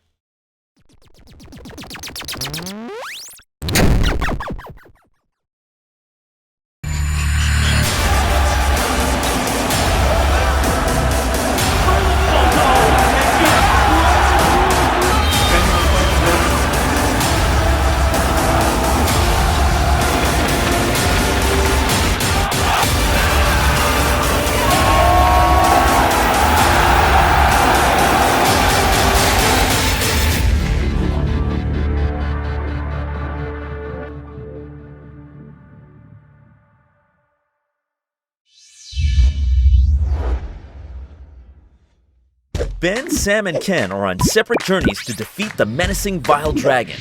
But let's just say luck isn't on their side. If only there was a way for them to find each other and band together. Well, that's why there's Band. It's a mobile app that allows people to come together using common interests. With Band, you can find fellow gamers, chat, schedule gaming sessions, and conduct polls. Stage epic battles with friends while sharing videos and photos along the way. So try Band today. Band. Be together.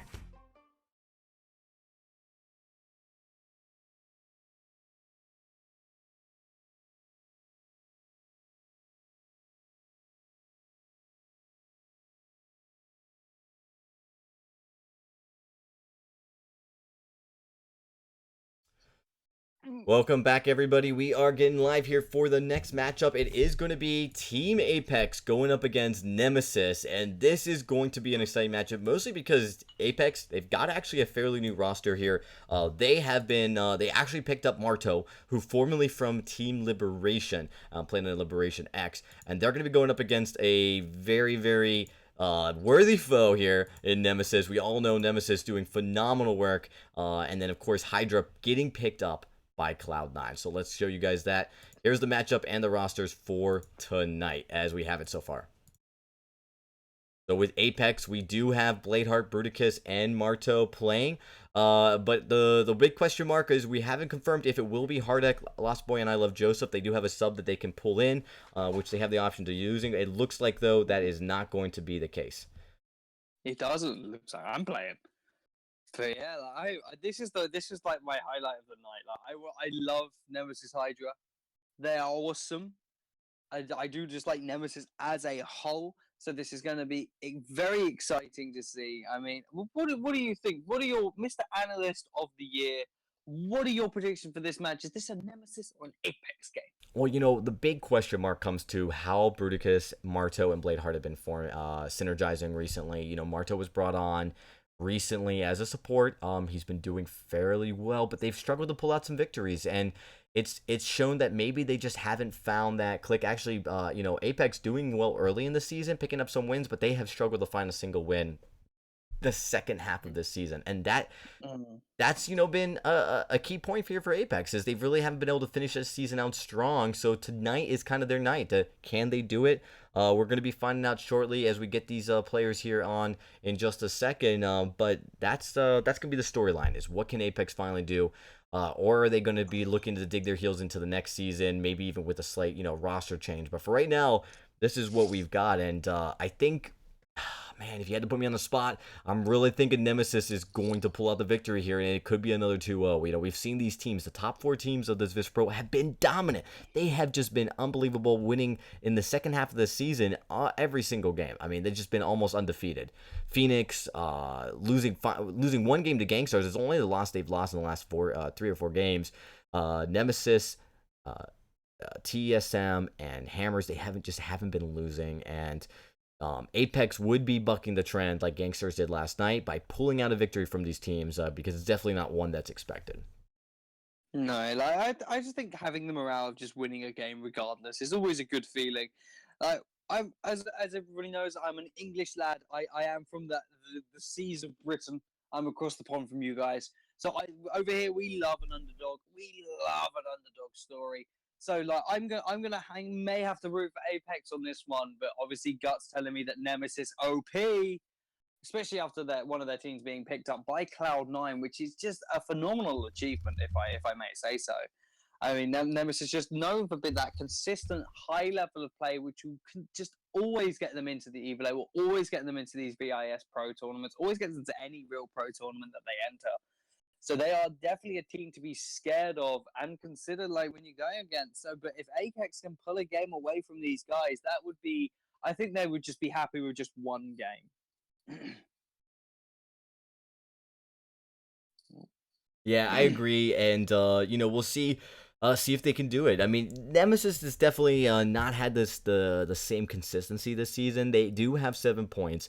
They've won 7 games this season. They have dropped a few surprising ones, actually, to teams that I think maybe was a little unexpected, but also to some of the bigger, some of the more stronger teams like Hammers, Phoenix, TSM. So if they can continue to play like they played the last second half of the season, I think it's going to be an easy victory for for Nemesis.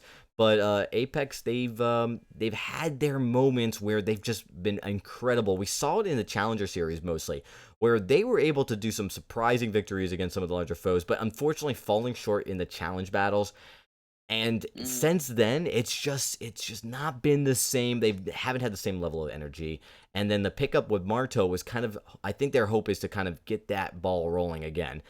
So if that's happening, we are waiting for a few of these players to get into the draft here in just a moment, Billy. But this is the last match of VISPRO regular season. You're looking at this is the last chance Team Apex this season can make a mark competitively. I think that more than ever, they really want to get a victory here, even if it doesn't change the outcome of the season for them. Emotionally, this is a big deal. It also means that you go into next season kind of with a fresh slate, but with a good, kind of with a good spirit to be ready to say, hey, we were able to beat Nemesis on the stream. We've got this. We're definitely starting to gel. So this is going to be definitely an important game for them as this young team, very young team, very new team starts to finally kind of find their groove. Yeah, it is always fantastic if you go into it's all about mindset, it's all about psychology. If you go in thinking you're going to lose, you're probably going to lose. I always think that we can win every game, and if we are surprised that we win, you then have that, okay, this is how we beat them, this is how we can do it again, let's see what we can do. So draft will be starting soon. We got a little bit of a toilet situation right now, so we will be getting into that very soon. Don't you worry, lovely viewers. We'll have this Nemesis game for your viewing pleasure. So don't go anywhere. This is going to be a good one, isn't it, Dragon? Like, you've got your predictions for Nemesis. I'm on for Apex. What do you guys think, chat? Let's get some hype. Nemesis or Apex? Hashtag it down in the Mobcast chat below. We'll love to hear what you guys think. Let's see what the audience thinks. Mods in our ears. Tell us what's going on down there. But Dragon, Team Nemesis, right? Yeah, it's gonna be Nemesis for me. That's my picks. Gonna put my chips on them because they've got a lot of hype going into it. They've got signed by a major organization. This team is definitely going to be hot. Finishing out the season, they've looked strong, and they also finished in the top 4 of the Summer Live Finals for Vainglory. So they're looking strong, man, and I think they're gonna pull it out, Billy. I think they're gonna show, hey, look, we got this stuff. But like again, it kind of depends a little bit on how badly Hardek wants to pull out some heroes that aren't typically playing the meta. One of which has actually resurged a little bit and has been very powerful is that Crystal Koshka. But is it powerful enough, or is it easy to counter? I mean, we're gonna see. I know Hardek loves to play it. Koshka is, I would go money down on paper and say the most overpowered hero. She is ridiculous. That is not an understatement. She is unbelievable in the right hand. She does so much damage. I mean, she got a buff when she was already powerful, so now she's just in the right hands insane. Like, nigh on uncounterable. Unless CP Taka can work, so be careful for Takas. But Koshka just, barely, just absolutely beautiful. And Taka banned immediately, so maybe they want the Koshka or a Sky. You never know. Well, we're about to find out here. We do have, of course, and you see those C9 gamer tags there for this Nemesis organization, this team. Very proud. We all are here in the Vainglory community to have Cloud9 represented and picking up such a very dominant team as Nemesis Hydra. Apex, though, yeah, they didn't want that Taka, which is interesting. They have that ability to kind of ban whoever they want first, but I've heard people talk about, like, sometimes you want to ban the OP hero so that you can see the counter ban or the ban that the enemy team's going to make that's less OP hero, you know what I mean? If you ban out the OP hero, you kind of force either the enemy team to ban the next OP hero or to ban a hero they don't want to play against, which can reveal their cards better. But needless to say, you do see the Finn first pick, Billy, and I think that's pretty standard at this point. Yeah, I'm probably going to see a Lyra and Dazio here as well. There it is. Right as the words were coming off your tongue, man, they were picking them up. They didn't have much hesitation. Rudy gets though with the Kestrel. We were talking about going into that heal comp, picking up a Kestrel, playing into it. We'll see if this pans out for Apex, but it definitely has this very strong poke, which is what you want to do playing into this heal comp. That leaves Koshka open, or I would probably that does also leave Ringo as well. Vox is still a viable option here. I wouldn't be surprised if they go. Yeah, there's the Ringo. Just that was second pick. That was my second choice. But Ringo, They can play anything here. Yeah, they can. They have a lot of options. I mean, Celeste obviously not a good shot, and there's the Koshka that we wanted to see. And they pretty much have a. This is what makes Koshka so dangerous. Is this heal? If you compare Koshka up with a Lyra, it's ridiculous because Koshka's entire playstyle is get in, get out, get in, get out. Avoid as much damage as possible, but do the maximum amount. Like attacker. See, with Koshka's kit, if she gets a Lyra, she can now stay in the fight. And a Koshka doing maximum damage and not having to leave the fight is very scary. And then adding an Adagio heal and Agent of Wrath on top of that is terrifying. So I think Koshka can delete anyone who she chooses. Even the Finn, I think she will have no problem deleting. I mean, yeah, and we know Hardik knows how to play Koshka. He loves this hero. He's played a lot on it, in and out of when she was in meta and not in meta. So he's actually Hardik's going to the lane with it, which we've seen him pull off before, and actually with some varying level of degrees of success. So this could be really a really interesting counter to this Skye in the lane. Yeah, it's not a counter to Skye in lane, and by any means, shape of the imagination, Skye is gonna put so much pressure onto Hardik. But Hardik, knowing how to play against the Skye, but it's going to be on the back foot right now, taking some minion damage. Bladeheart is going to start falling back, but Hardik has to back off. You can't be too aggressive in the early. You have to respect your hero and what they are actually able to achieve. And Koshka is less early game, more mid to late game at this stage. So you have to, level 1 she's not too good, but when she gets that level 2, she can do a little bit more burst. Picking up that crystal bit now, did start the lane with the boots, so she can get a little bit more speed boost off when she does use her abilities to clear the lane. When I go Koshka lane, I like Book of Villages first. I always like Book of Villages on a melee lane and just give myself that advantage over those ranged heroes. Yeah, you see that a lot because, you get that little bit of heal and sustain, but with the aggressiveness of Hardik, if he does rotate down enough to kind of pick up those potions and maybe get some more heal, he may not need to have that heal. It kind of depends on his playstyle. We see he's a very aggressive in, out, and rotate down kind of playstyle, and he could probably get away with just going straight to CP to kind of get that early punch, which we saw was actually doing quite a bit of damage on the Bladeheart early game.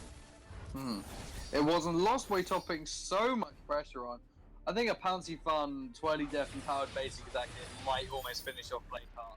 So, he's got to be careful of Koshka, because most lane Koshkas are extremely aggressive, and Hardik is known for that aggressive Koshka play. So I want to see how this pans out, because Kestra was definitely going to be a very troubling pick against this Koshka, able to handle the Koshka very well if played correctly. If Bruticus can pull this Kestra off and play it like a Vomc, I don't think Akabax is really going to have too much trouble.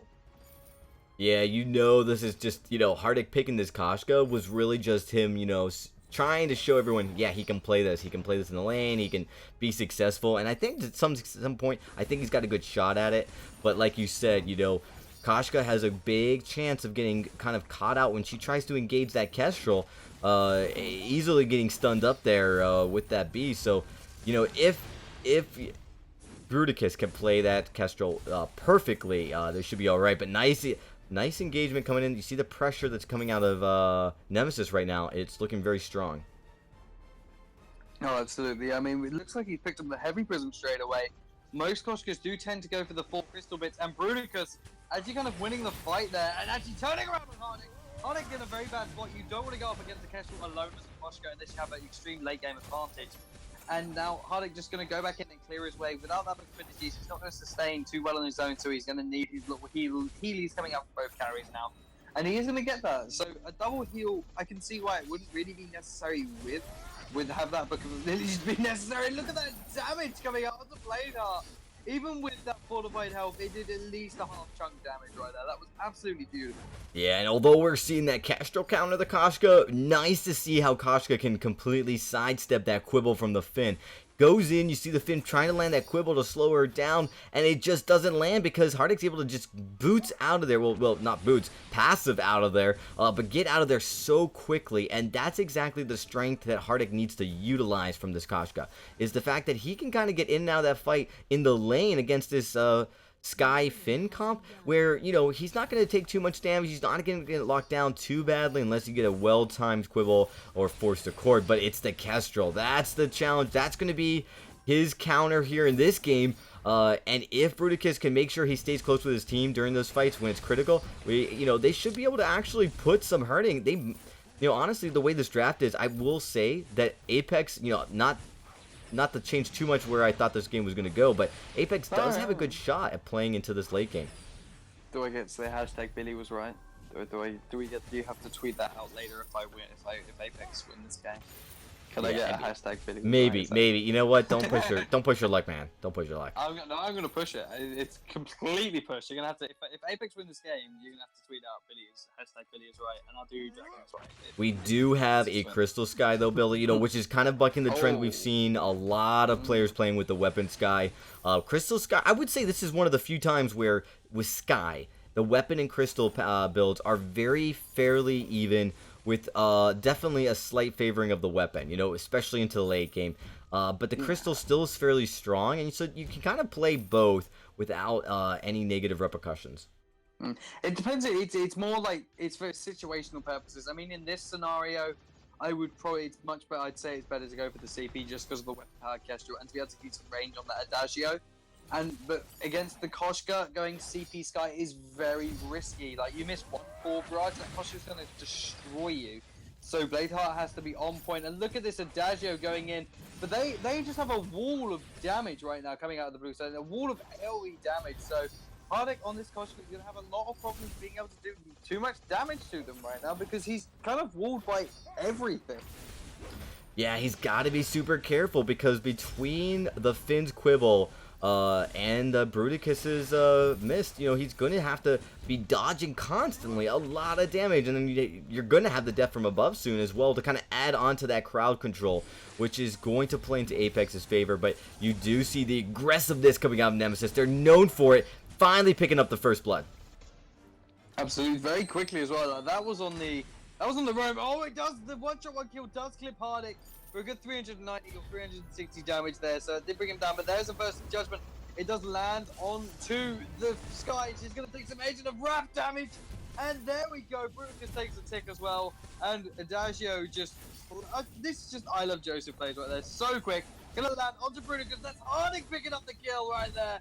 This is pressure upon pressure. Nemesis playing like absolute champions. Yeah, with the team slowly getting pulled apart, you got Apex not able to kind of deal with that aggression from Hardik. He didn't have as much crowd control to worry about, and he took advantage of it, going in so hard, picking up that kill. That's exactly the kind of playstyle he needs to play. Pick his fights wisely, and that time definitely paid off. Yeah, I mean, you have to be super careful with Koshka, and like this kind of scenario is where you're just gonna die. Finn picking up the medic there. Hardik getting greedy and getting caught out and paying the price. I mean, you take what you can get and you don't overstay your welcome. And Hardik overstayed his very welcome like that. Yeah, it's the one thing he can't do. He can't deal with all of that crowd control at once. He needs to be careful because it's going to be devastating if he gets locked down, especially away from his team, as what happened just then. But you know what? He's trying to get that farm, and he knows that. Yeah, okay, a death here and there, as long as I can pick up some of this farm, is probably worth it. It's just if he doesn't get that and gets out, gets caught, and then ends up losing farm, that's going to be the problem. Specifically with that Koshka. I mean, yeah, he's going to have to play this Koshka like a true assassin. Actually losing 20 death there to get 3 stacks up, so he's going to dive in, have a stack, be able to pop his 20 death, get 4 stacks. So that's actually a really good way to play his Koshka. That's really good skill management, and there's just an easy crucible for I Love Joseph, from Lost Waytoff. Absolutely wonderful play. Having like his fountain and crucible 8 minutes in, very speedy item build here. Yeah, very speedy. The gold's not too much of a deficiency for Apex. They are down, though. You've got a close to, 2,000 gold lead by Nemesis, which, again, very strong gold lead. And they've got a comp that can scale well into late game if they can maintain this, kind of keep putting that pressure, especially with the Koshka, although the Koshka will fall off. And that's something that if you're Apex, just be patient. That's it. Just kind of play smart. They don't need to be overly aggressive. The Kestrel will scale fairly well. It's the Adagio that they've got to be careful with on Life Joseph because he's going to scale well into the late game as well.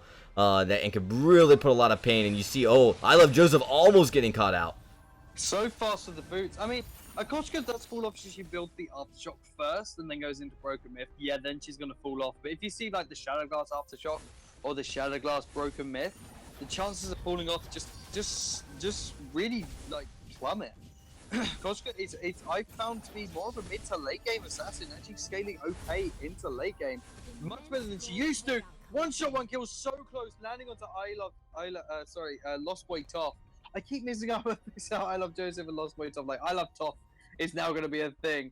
But now we see Finn picking up his Crucible for, of course, either the Yummy Catnip Frenzy coming out hard, and of course that Verse of Judgment on the Adagio. So I would expect to see a full team of Reflex bots coming out for the blue team, or you're probably going to struggle with this great level 6 CC coming out of the Nemesis. Yeah, you're going to have to see a few more reflex blocks, mostly because you've got that Verse of Judgment you got to be keeping an eye on. You don't want to get caught in the middle of that, but also the Catnip Frenzy is definitely going to be able to try to lock you down. So, you know, nice positioning there. Blade, Heart able to kind of steer away. Hardek's not able to get too much aggression on. He's just worrying about clearing farm as he should, but that's the thing is you know, if they can counter Hardek and kind of stop this. Oh, nice pull though. That is managing to pull in the team, but I don't just they're all going to get away very easily. Benny taking turret damage, and Bruticus taking a massive amount of damage. It does get Falcon, so he may be able to turn around here. Finn's going to be the next target. Probably going to fall off. One shot, one kill. Lands onto I Love Joseph that time, hitting the Adagio very squarely in the face. And now they're going to try and get some turret damage until the barrier comes up. Here comes a minion push. I Love Lost Boy Top. They're taking a lot of damage, but they do take out the second turret. And Nemesis, or should we be saying Cloud9 right now, just doing some serious work. Yeah, they are, and now that gold lead has gone up to 5,000. Catnip Frenzy's locking down Bladeheart. This is not where he's going to want to be. You've got Marto to kind of help prevent that kill from going on the side of Nemesis. But, yeah, getting caught out by Akashka, that's the last thing you're going to want to see. I mean, being able to get away very well. I mean, this is why I'm not normally a fan of the Broken Myth build on Koshka, because she doesn't have, she needs the base damage. I feel like I mean, I'm not sure if you'll agree or disagree with me, or if anyone in the chat will disagree with me, but I always feel like Broken Myth on Koshka doesn't ever really supply enough damage, and it just stalls out to late game too much. Maybe I'm just too much of an aggressive early game player. I mean, what do you think about that one, Dragon? Yeah, you know, it just kind of depends on your playstyle, but Hardek, because of how aggressive he is, he's always been able to play that combo. Nice pull though, coming out of Marto. It is about Hardek getting healed up so fast. It was almost like another 5-pull. Bruticus is taking more damage than this Elijah on the backline, and that is amazing. 3-man Quiver, one shot, one kill. Does pick up Hardek, and this is going to be Nemesis on the back foot right now, using the arcane passage to get away, but Adagio just doesn't care. He's going to get picked up by Bruticus though, and it's going to be Lost Boy Top on his own. They're not going to risk that. They're not going to push too hard onto him, even though they probably may have been able to get the ace. They aren't going to risk it too hard. Lost Boy Top is just going to be able to clear this lane with ease. Oh, you got to be feeling really good if you're Apex right now, because even though they picked up Hardek early, they were fairly low health, and that Adagio, he kind of got split between 2 or 3 different people, and not sure who to focus on. Could have easily done a heck of a lot of damage and put a heck of a lot of hurt onto Apex. Apex able to kind of balance that. None of them took too much. They were able to kind of, I don't know if they maybe like juked him a little bit. He didn't really kind of like commit to any one person, and they were able to pick up that kill there. Great opportunity. Was actually a close call for Apex. They were able to win that fight though. That's a big deal as we get closer in this game, kind of trying to close that gold lead to start winning these team fights. It's harder going in with a Pansy Fun and just getting immediately quivered to the face. I mean, he had the speed boost to get away, but obviously wanted to get a little bit more damage down, as every Koshka in the world wants to. So, you know, can't fault him for that one. Marto very quick on that quibble. The zoning forward barrage right now, stopping I Love Joseph really being able to engage too hard. Looks like Finn's going to use that, just has got the pull up, so he's ready and waiting for it. Standing in the mist, this would be a good time, especially as the heal's about to pop. That's so they won't have it down for a little bit, kind of a good time to engage, but they're going to keep backing off. Apex don't seem too confident that they can actually win another full-out fight, especially with I Love Joseph being level 12 as well. So they do have the advantage, and this time they do manage to Crucible, the force the cord. There is the definitive one, missing everything. And look at I Love Joseph with so much damage onto him, but giving so much out as well. Hardik trying to do what he can, but I Love Joseph just taking so much damage. Not popping the fountain now, yes, yeah, just gonna drop the Imperial Signal just to drop some health. And there you go, Hardik going in again, but there's the Insta of Viz, leaving Koshka, unable to do anything. Imperial Arcade Passage over the wall. Yummy Captain Frenzy onto Bruticus down here on his own. Hardik's gonna get double stunned here. And look at the damage onto Bruticus. There's Adjo picking up 1 kill, picking up 2 kills. And that is going to be Bladeheart escaping, though. Not going to be able to do too much, but they're going to put some damage onto the tanker turret. I don't think they'll get it at this point, though. Oh my gosh, that was just so much sustain coming out of Nemesis. They just wouldn't go down. And, you know, they also used that portal passage so effectively, kind of like using to kind of redirect the attacks and kind of prevent them to being focused on by one player, by one hero. Really, really great play, because you saw Hardik going really low. He used the portal, then redirected, then they had to kind of switch who they were fighting, and then you saw it again coming out, like they, you know, lost I Love Joseph using the portal. It was really, really just smart positioning by Nemesis, but more importantly, the sustain. And you get that from the I Love Joseph's Adagio and from Lost Boy Top's Lyra. Both these sustains really able to keeping the entire team afloat there, even though they were pretty close to low health for the majority of that fight. Yeah, it's also being, like I've said at the start of the game, being able to get that Koshka alive when she needs to run. Like, getting her back into the fight quicker is just such an advantage that so many teams would have. Like, I think Koshka just becomes such a powerhouse with that Lyra. Even though she's super powerful on her own, adding a Lyra to the mix just makes her just so ridiculous. And we're seeing it here today. And there, now we see Nemesis going on for the Kraken. Marto does want to have a little sneaky peek, though. Will they see it in time? Will he be able to do anything? Doesn't look like it right now. There's the pull. It does get crucible, though. And they are just putting some damage down onto this Kraken as Hardik puts a little bit of poke out. Looks like they're going to have to concede the Kraken, though, and let it go back to center base. And they're going to go try go for the ace here as Lost Boy Top goes in with the arcade pass. Bulwark and the Mechanic Frenzy does land onto Bruticus, and the Verse of Judgment picking up a double kill there.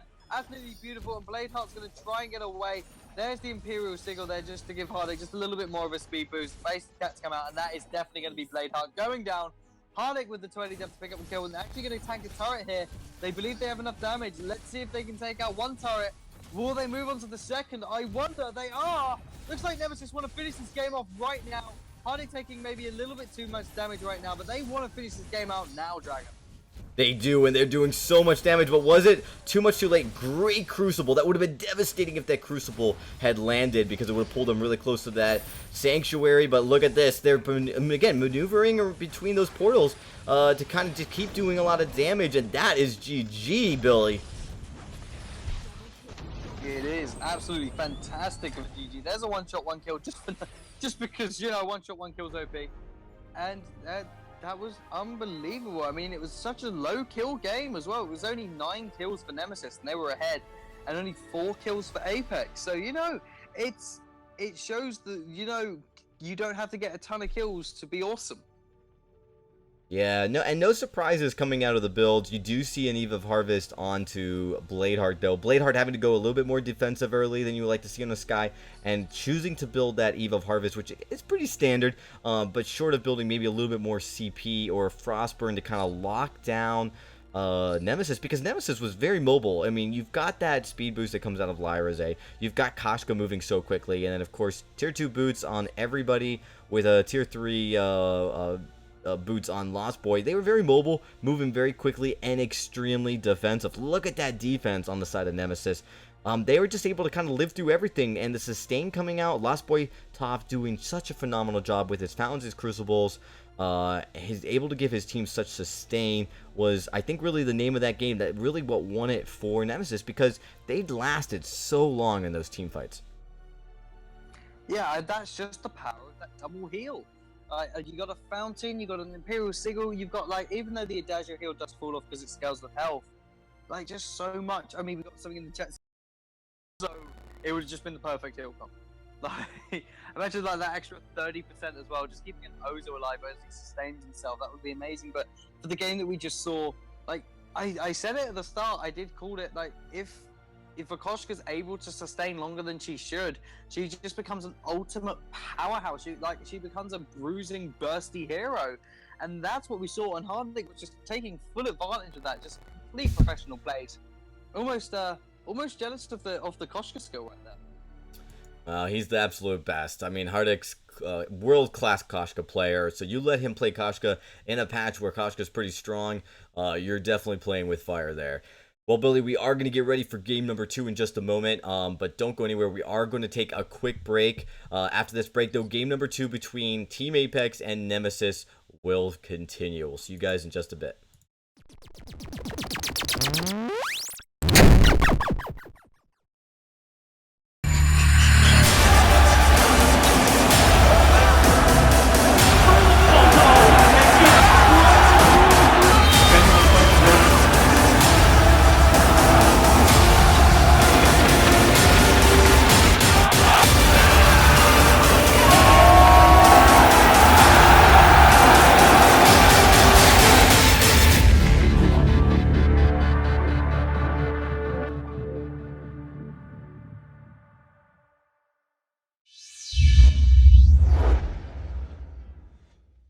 Ben, Sam, and Ken are on separate journeys to defeat the menacing Vile Dragon. But let's just say luck isn't on their side. If only there was a way for them to find each other and band together. Well, that's why there's Band. It's a mobile app that allows people to come together using common interests. With Band, you can find fellow gamers, chat, schedule gaming sessions, and conduct polls. Stage epic battles with friends while sharing videos and photos along the way. So try Band today. Band. Be together.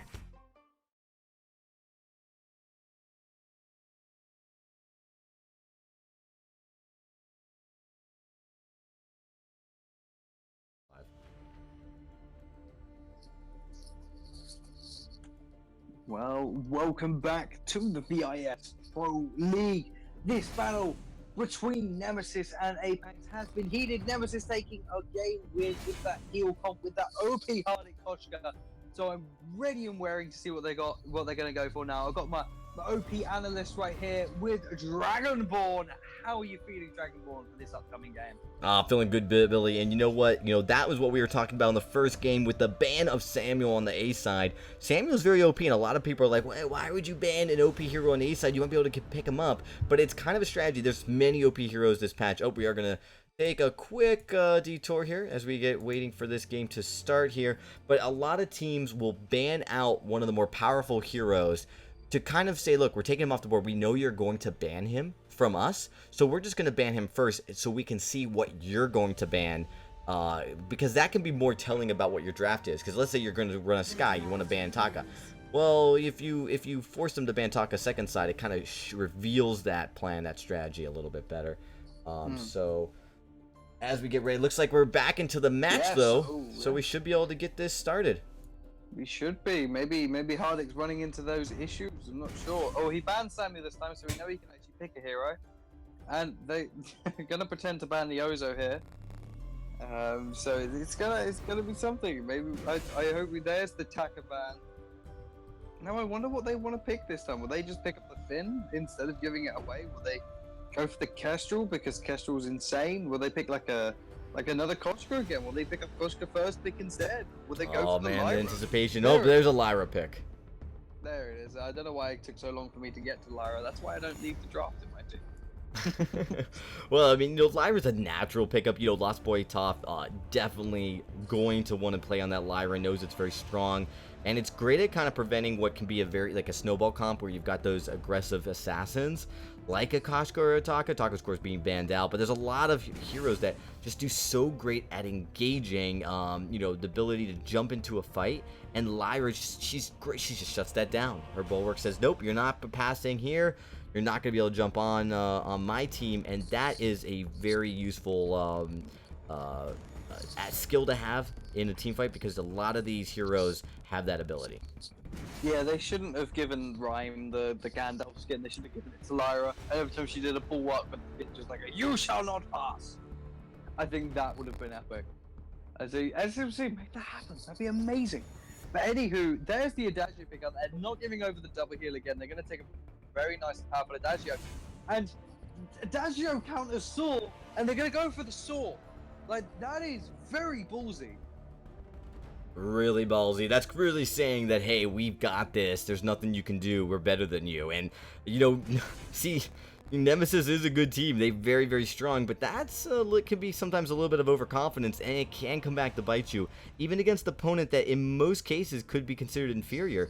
You know, Team Apex, again, all these players are vainglorious, right? So you cannot let your guard down with these players, with these teams. You got to play your best. But again, we did see a jungle saw coming out of TSM in the live finals, so maybe this is something like that, which for them worked really well. I mean, yeah, I've run a jungle saw on multiple occasions, but sometimes in casual, sometimes in ranked if it was just I felt like doing it.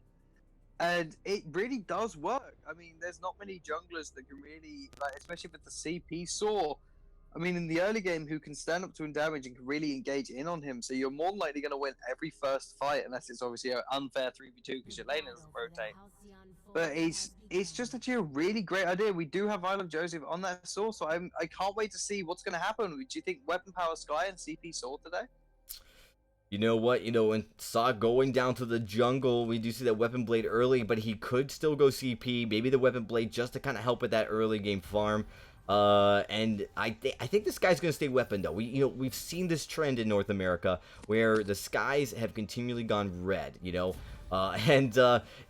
just kind of gives them more sustain. They can basically, if they get good at dodging around team fights with their Surrey Strike and then just continually laying on their auto attacks, it's just a lot of sustain damage, and it scales well into the late game, which is why a lot of players and teams like it.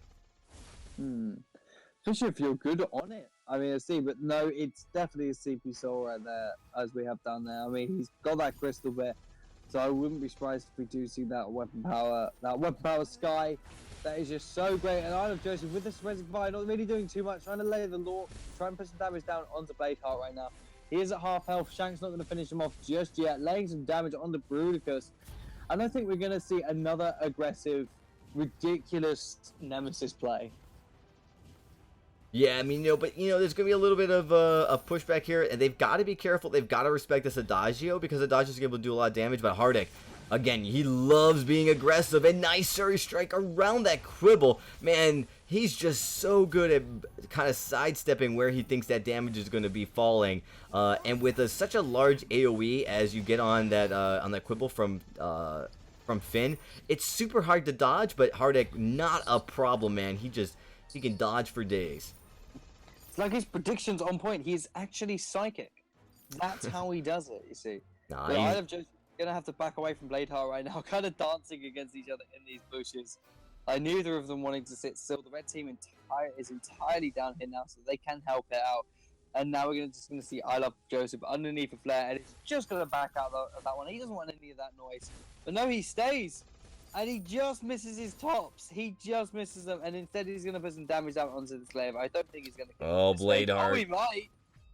Bladeheart, he's... nice afterburn away from that roadie run. Oh, it was. And then punting him back and using the twisting stroke punt combo. And instead they're going to be able to go in onto Braveheart. There is the source specified picking him up. And now it's going to be Finn, who is next target. But look at this damage onto Hardik. There is a nice kill. Somehow didn't manage to get the kill on the Sky. So, wow, this is the OP Finn right now. Oh, Finn's doing a great job. That's Marto. He's known to be in great support, but Roadie Run's going to come in. He's going to do a lot of damage. Bruticus, he's about to fall down. But surprise, surprise, there comes Glaive. It's a massive surprise. I didn't see that one coming. So now he's just going to push him out of the jungle and just be able to get some free farm now. That's just easy farm. He's not going to really have to worry about it there. And boom, just going to be able to hold on to that CS difference. I mean, it's dead even right now. Oh, Hardik, very aggressive, gets the kill in the lane against Bruticus. Man, you should have seen it. He just raced in there to try to grab that kill. This is, again, the aggressive playstyle from Hardik. Not a surprise at all. He just loves doing that. And he's going to do that to you game in, game out all day. So, you've got to be kind of prepared for it. You've got to expect it. And I feel like Bruticus kind of just left himself there hanging, kind of was a little bit over-engaged with the Adagio with no backup.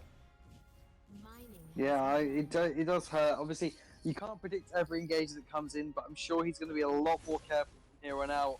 I mean, let's have a look at the builds right now. Glaive only really has a double weapon blade right now. Probably going to go for I mean, in this scenario, in this kind of game, Dragon, instead of like predicting what he's going to go for, what would you go for? Is it Tenjimbo or Sorobade right now? Oh, you know what though? I have the ability to know that Bladeheart really likes that tension bow. Like he will pick that up almost 9 times out of 10, because he loves that early game aggression. And we're looking at 4 minutes, and is pretty close. Well, I mean maybe not super close to picking that up. He's got a little bit of ways to go.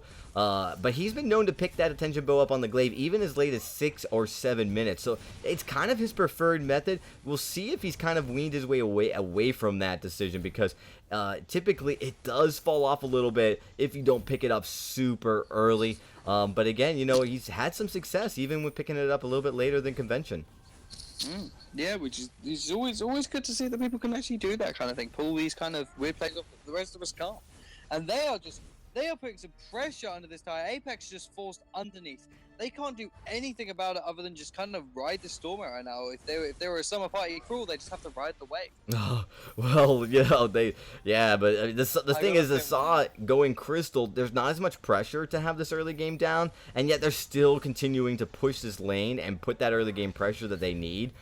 Which is good because they are going to scale a little bit better, but they've got to be wary of that Adagio who's going to scale with that Finn great. I mean, they're just going to be a monster. The Finn's going to be force according left and right. The Adagio is going to be just doing an insane amount of damage with his buffed auto attacks. So you've kind of got to win this early game. You can't let your guard down. And look at that Hardic going right in, heeding my advice.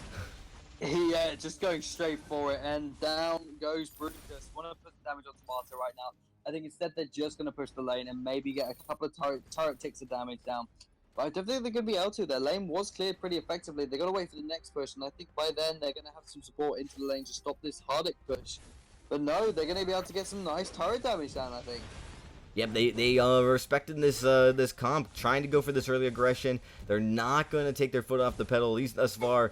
And with that first turret going down, Billy, you know, this is going to be definitely looking good for this, especially in this early game. Whoa, though, look how fast Hardic went down. He was just taking a lot of damage, just getting completely destroyed. I wonder what that was next to the Sky's animation. It was actually Sky. I thought it was something falling off of our robot, but like Sky is still pretty squishy. He hasn't actually got any defense other than just like none. Actually, no additional health, no nothing other than just an Alcyon pod. So he's gonna melt very quickly, even to a Finn.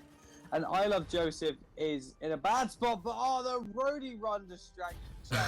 Oh man, that was beautiful. Oh, he wiggled out of what could have been a devastating spot. I think maybe that afterburn was just a little bit too far, so Bladeheart couldn't kind of come around and stun him. If he had stunned that Saw right with that Adagio there, Bruticus would have definitely been able to clean it up. But no, I Love Joseph. He just got the heck out of dodge there, and probably definitely as soon as he possibly could, probably at the right time, because look at the damage coming out of Bladeheart. Oh, absolutely, and Bladeheart just wanting to back off now. He's a little bit scared. He can't go on the jury no matter how much damage he has. He's got that Sorobane Swift Shooter, so if he turns around and does a nice amount of burst to Hardic, he's probably going to half health her. Let's find out now. As the afterburn comes in, I Love Joseph taking the half health damage instead. Hardic going to have to run away. He is taking a little tick of fountain, I believe. Oh no, the red team took the fountain, sorry. And I Love Joseph going to have to back off here, using his Imperial Signal to get this guy out of there. And for once, it looks like Nemesis is on the back foot. Yeah, they're playing a little bit on that back foot, and there you go. Look at that. Bladeheart doing so much damage. He's got that Starblade. Ends up not going with the Tenjimbo like I was kind of alluding he might. And I think that's the right call, man. He's going to have so much more sustain and skill better. Yeah, I never really liked Tenjimbo Glaive, and Bladeheart with the jukes right there. Absolutely beautiful, just running around the top just to get away. I mean, like, I Love Joseph is still trying to find him. Oh, he's caught him. He's found him. Can Glaive get away from this one? I think he can. Oh, he's just going to escape. Yeah, he's going to get out just barely there, but he did take a lot of damage. Here's the thing, though. If he can kind of steal one of these healers, yeah, I Love Joseph's not letting up. He's going right at him because he wants that healer, but there comes the Dodge. There's the buff, and look at the damage coming out of Bladeheart. Yeah, he is just such a powerful play, but you don't mess with I Love Joseph. I think Finn just popped his fountain there. Yes, he did. Oh, Not my quick goodness. enough, down it goes, and now Hardik's just going to be able to get a free push on this lane. Oh, I love Joseph. I mean, man, what an incredible player to be able to identify that he has the exact amount of damage to finish him off against that health and not risk being kind of caught out. He knows that afterburn's down, even though one more hit coming out of Bladeheart and he's dead. He just perfectly timed it, turns around. He's Crystal Saw. He does so much damage with the suppressing fire, able to come around, finish that off. Really great play. And this is why they're, top 4, doing great job. But look at the damage coming out of Bladeheart. Yeah, just picking up the kill with just utter ease. I mean, even Lost Boy Toff has to get out of there. I love Joseph in a very bad spot. Actually going to do some damage to Tomato. Does get the kill. Lyra picking up the kill. Will they be able to pick up the gold mine as well? Oh, Saw with the play. Oh my goodness. This is I Love Joseph just being insane right now. I don't think he's going to get the ace though. I do believe Glaive can stay alive for long enough. I say that, but can he? 2 seconds, 1 second, ace avoided. And that is just I Love Joseph doing an amazing carry job. Whew, man, Bladeheart does a lot of damage, but yeah, you're right. I love Joseph, dude. This guy's an all-star, man. Look at just the unbelievable canny ability for him to kind of just make these plays. Just, he's taking a lot of damage. He's, got these times where he's going to go down, but he's able to use that roadie run to reposition himself, suppressing fire to slow down the attack. Just kind of keep in there. I mean, and you saw him. He almost even tried to use the portal to get back into the fight even before it went out, but able to pick up that steal kill on the gold mine. He knows it's low, uses the roadie run, goes in there, just takes it away. Listen, this is a top tier player, man. He's playing at his best, one of the best junglers, and he's just showing right now that he's got he can play anything, including Crystal Saw. And of course, an amazing lane Koshka. But the fin pool is a thing.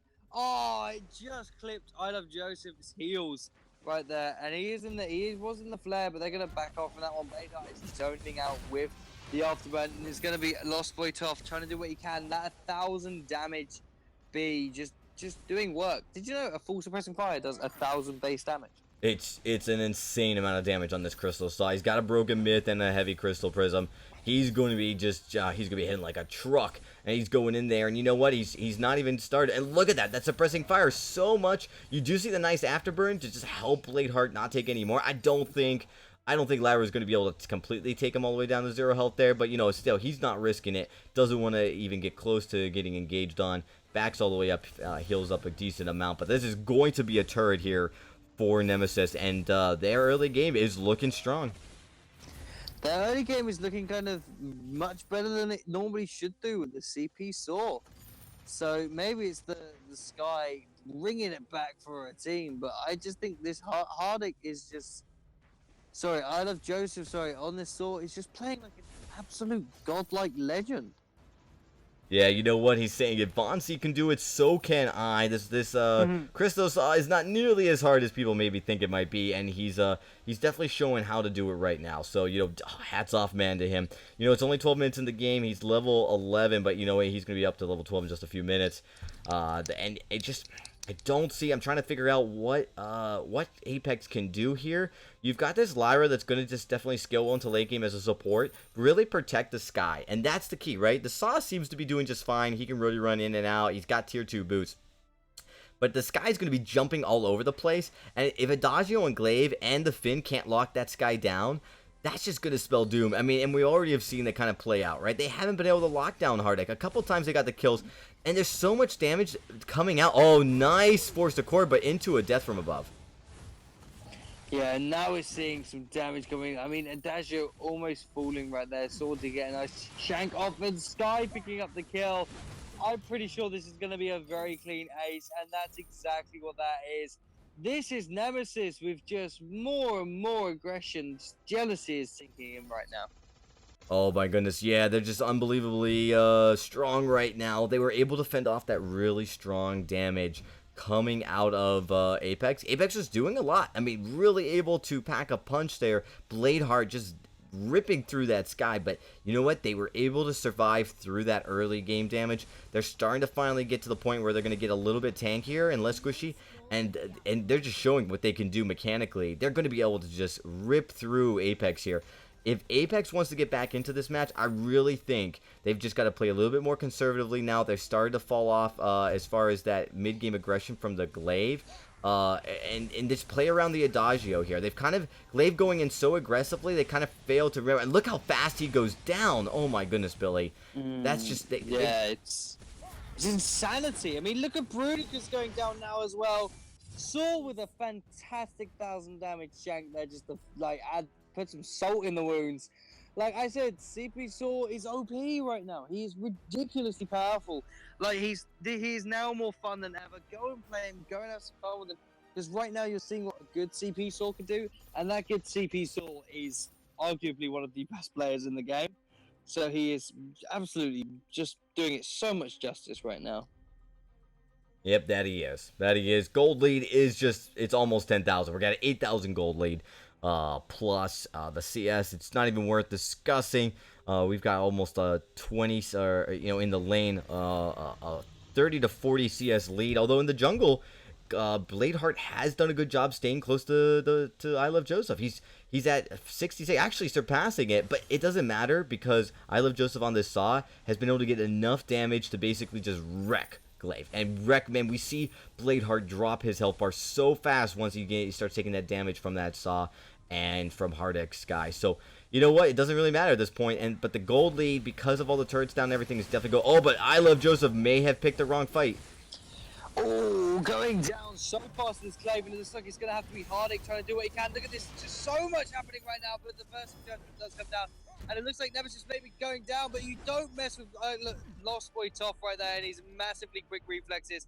Does get the Arcane Patch off immediately, but I'm pretty sure Apex is going to be able to keep themselves in this game with a beautiful Kraken now. Oh my goodness, this is really great for Apex. I mean, they're going to be able to get a turret off of this, at least one, and that's a big gold swing. That's the kind of gold swing that can really change a game here. Nemesis got to be super careful. And you see, good job, Bruticus, kind of identifying that he can push this lane and also keep Lost Boy busy, because Lost Boy doesn't want to see this turret go down before the Kraken. Because they got a shot at countering it. Oh, wait, but here comes I Love Joseph. They're going in really fast. Oh, so close to stealing it. Glaive does get off, and I Love Joseph is gonna fall. He doesn't really have enough damage to take on both carries at the same time. And, not even Sky does with a weapon-powered build. Even with that breaking point, doesn't really have enough without any defense. So she's gonna get melted. He's gonna do some nice damage to Kraken though, which is a good thing. There is a silver lining. Gonna help melt through this Kraken a little bit. Not as good as CP, but I'm pretty sure this is just one, maybe two turret push. Yeah, you see, I mean, Hardek doing so much damage right now that they couldn't even push with Kraken here. That's how hard Hardek was going to be hitting them.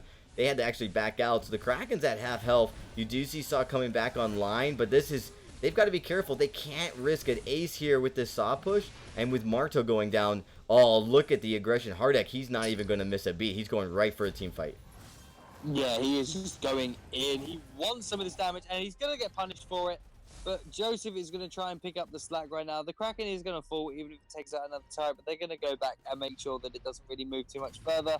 It's 2 turret push right there, and I'm pretty sure with this health bar, it's not going to be 3. It's not going to be, but that's exactly what Apex needed, man. They got the medicine the doctor prescribed because they needed to start closing this gold gap. It was growing unsurmountable. I mean, it was looking like they were never going to get out from underneath this hole. Just one good team fight. And yeah, they did lose a little bit in that fight. You saw Nemesis having to divert their attention from the Kraken to kind of take care of Apex, but they didn't give up the ace, and they allowed the Kraken to do a lot of great damage that otherwise it would not have been able to do. So that was really, I think, smart play coming out of Team Apex. They were able to lengthen the amount of time that Kraken was on the field, able to get that 2 turrets while not giving up the ace, and that's kind of like a best case situation when you're playing from behind, going up against a team like Nemesis. And playing from as far behind as they were. Yeah, because every little helps when you're behind. The longer you can stall out the game, the longer it just takes to hit that late game spike when you have those aims, when you have that defense, when you're that untouchable hero that just megas and just destroys everything in its wake. And I think we may be seeing a final showdown. This is it, man. This is high noon. Definitely Joseph Hardick in such a bad position. Actually going to be after burning him away, and I Love Joseph's going to be next. It's going to take so much damage. Almost getting pretty good. I Love Joseph will go down though, and it's going to be down to Sky. Can he do it? Oh, Hardick with the mistake. I actually think Apex can take this game. Oh my goodness, they might be able to. The bulwark does come up, but there's another force to core. This late game, Finn is just so devastating, and that's an ace. Apex, they just aced Nemesis at a critical point in the late game. The death timers are going to be starting pretty high. This is another Kraken. Perfect timing. Man, dude, Billy, this is just looking really bad for Nemesis. I am just super hyped for it though. I mean, I do not even know how to react to this because it's just so close. I mean, me and you both know, Dragon. I'm sure that Nemesis can turn us around in a second. But Apex is just playing just unbelievable, just the fashion of fashion right now. Yeah, and pushing this game up to the 20-minute mark. Now, this is where it's going to get tricky because, you know, although they're up in turrets and they have a slight gold lead, with these fights going slowly over in the favor of Team Apex, it's because Adagio scaling much better than that Crystal Saw and Sky are. They've got that sustain, and Glaive is still packing a punch. You don't see any armor on the side of I Love Joseph and Hardick, so he's just wrecking through them, and short of having those infusions, which do grant a little bit of armor, there's just not much there to speak of. So when Glaive does hit on target, and there's another good pull, Billy, this is just not looking good for Nemesis. No, not at all. I mean, if they can take out this anchor turret at the very least, it's going to be such a great win. Here comes I Love Joseph again, punted away, saving his rover. Bladeheart with the plays, but there is, like I said, there's no armor. He can melt through anyone he wants. And there's I Love Joseph with the fountain trying to keep him alive, but here comes the shank. And now Kraken is just going in on the base. Nemesis know what they have to do. They have to push in, but Finn taking so much damage. Oh, but there's the catch. I Love Joseph. He's going to go down. Oh, yeah. You know when something's good because Dragon just makes noises. Noises. I do apologize. Very perfectly timed play. With I Love Joseph going down, they just don't have the same level of harass. Hardick can definitely be annoying, but you know, look at it. I mean, they just got to get one more turret down. Oh, but here Hardick can try to turn on them. One good death from above might catch all of Apex out. You're gonna see Bladeheart. He's just gonna get the heck out of dodge. He's not gonna risk it at all. So, and Finn going in saying, hey, you know, I'm gonna take one for the team. One turret left for Nemesis. Apex looking fantastic. Yeah, I mean that is what I like to call a turnaround. You know, being taken out so early. I mean, our boys in blue, like, they're still winning in kills and gold, but it just feels like Apex is winning. You know, even though if you were to look at it statistically, they're on paper they're really not. Exactly, but they are winning. They're winning the team fights. That's what matters. They're picking up critical team fights. They're pushing down objectives. And so far, we just haven't seen a single team fight go in favor of Nemesis in a meaningful way.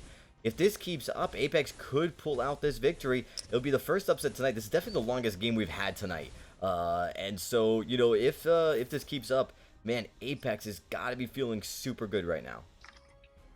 I mean, if I was in the position of Apex, I'd just be over the moon with how this is playing right now. I mean, not only that, but being able to hold on. And now at this stage of the game, they have a shot. I mean, then there's still, like, there's an Aegis on the Saw right now.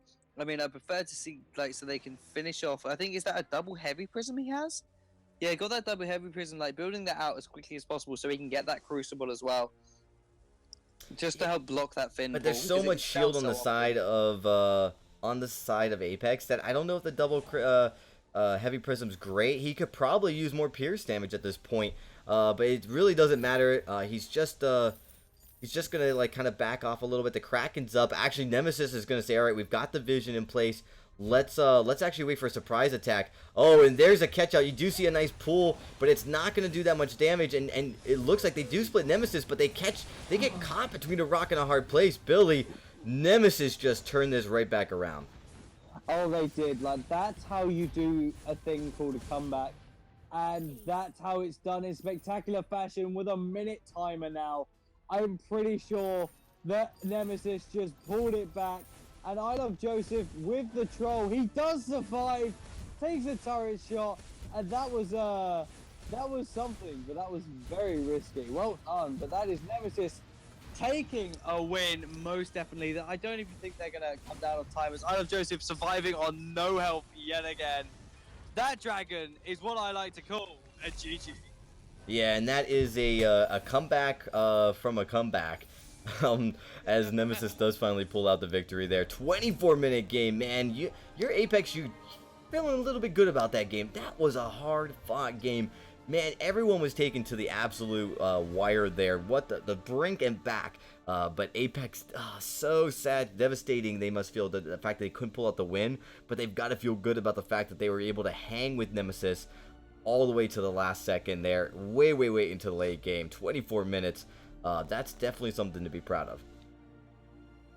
Yeah, I mean, that's it's especially for like being one of the, like you said, the smaller team of the two, and they just played extremely well. Like there were points where it looked like they were going to win, and having that in the back, all right, yeah, we almost won that one. Like we made a mistake at the very end and it cost us the game, but that's actually okay because we did extremely well and we can hold our heads high.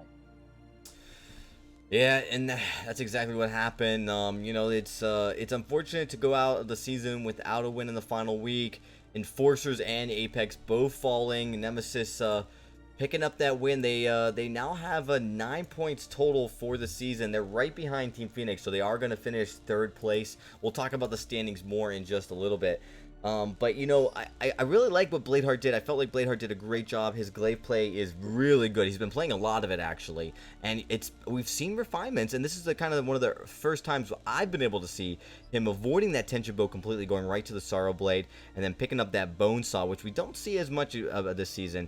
The Adagio and Bruticus, again, felt like they played it very well. They were playing great, but you know what? Nemesis able to gain control with vision of the enemy side of the jungle in that last team fight, and then basically sandwiching Team Apex right there at that tri-bush and preventing that game from going any longer, winning that team fight. The surprise attack was exactly what they needed, and Apex does unfortunately fall. Yeah, that fantastic ultimate coming out from Hardik there, just absolutely beautiful. I mean, there's not much that can really be said about it, other than that was just great plays from both sides. So well done to everyone, really. I can't think of any more ways to GG people other than just to think that these games just happen so just technically, and there's so much that goes on. I would even recommend just rewatching if you missed anything, because they are definitely worthwhile. Absolutely. Well, let's quickly turn to the standings, Billy. As we wrap up this week, this is the final week of the VISPRO regular season. Week 6 has come to an end, and here are the final points.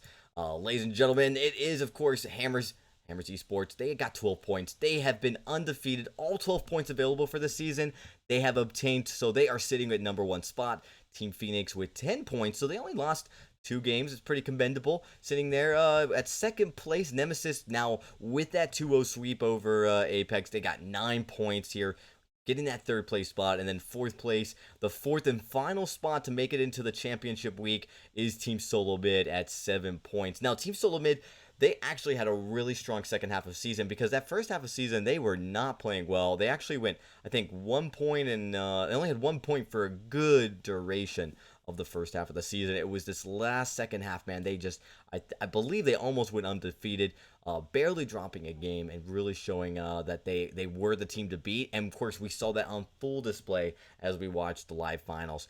So really impressive. Those are your final 4, and ladies and gentlemen, these final 4 will be playing next week in the VISPRO Championship week. This is going to be on the 17th, the 16th, the 17th, and the 18th. You guys are not going to want to miss it. It's a true double elimination, Billy, which means that, you've got to, I mean, if you fall to loser bracket, you've really got to work your way out of it. But this could really extend the length of these games. It's going to be absolutely exciting. The fact that we're extending it over 3 days just means you're going to have tons and tons of games. It's going to be very, very thrilling. And again, there's a lot on the line. There's $2,000 for first place here on the line. You're not going to want to miss this. Very, very I'm sorry, 2,000 total, I believe, prize money. And so these organizations, plus there's just the fact that, you know, they want to end the season very strong. So make sure you guys all tune in next weekend, the 16th, the 17th, and the 18th of September for the VISPRO Champion Weekend. These top 4 teams are going to be going at it. Seems like this top 4, man, the Power 4, they always are performing at such a high level. I do want to remind the viewers, though, that this weekend you guys need to tune in to the EU Championships. This starts tomorrow. And Billy, I mean, this is close to home for you. Like, it's actually close to home. And I think that, you know, a lot of people have been noting that the EU championships, the EU competitive scene has really started to take off in Vainglory. Yeah, I mean, it had its spot. It always had its like lovely spot in the Vainglory universe, but it's just starting to mold itself into something. It was kind of just like a not very good NA, and now it's almost starting to get its own identity, and now it's just coming to the point where someone just needs to beat Team Secret, and I really hope it's tomorrow, Saturday, or Sunday. I mean, they have been on the most incredible winning streak in Vainglory. I believe the streak was finally broken as far as straight wins, right? Yeah, so far as straight wins go. But no, not as far as straight wins, no. Because they had to get taken off a couple of times. Like, for overall winning games, I think they have the highest streak in Vainglory right now. Yeah, they do. They had the highest win streak in a row. They have the highest championship win streak. They're the only Triple Crown, and they're going to be going for the Grand Slam 4 seasons in a row, back to back. It's never been done. But granted, they've been winning every single season since they've started this competitive competitive scene here with these live championships taking place across the world. So really exciting. You guys got to tune in tomorrow. It's going to be on the Vainglory Twitch stream. You guys got to make sure you watch it because, you know, Vainglory's competitive scene has just blossoming. So definitely make sure you guys tune in to that. But you really got to also watch because the last laugh, man, the last competitive matches to be played in the summer season are going to be here, VISPRO, next weekend on the championship week. So with that, it does look like that's the end of our broadcast. Thanks, everybody. I mean, we have ended this regular season with a bang. Billy, thanks for coming in and filling in for the guys and casting. You did a great job. Oh, my absolute pleasure. Ever need me again? You know where I am. I hope you guys in the chat had a fantastic night together. It's good to be back in NA, like I said. So thank you for having me. And you guys go and have a great rest of your day. I definitely need to sleep. Well, Billy, thanks so much. And with that, good night, everybody. We will see you next week during the championship week, September 16th, 17th, and 18th. Till then, good night.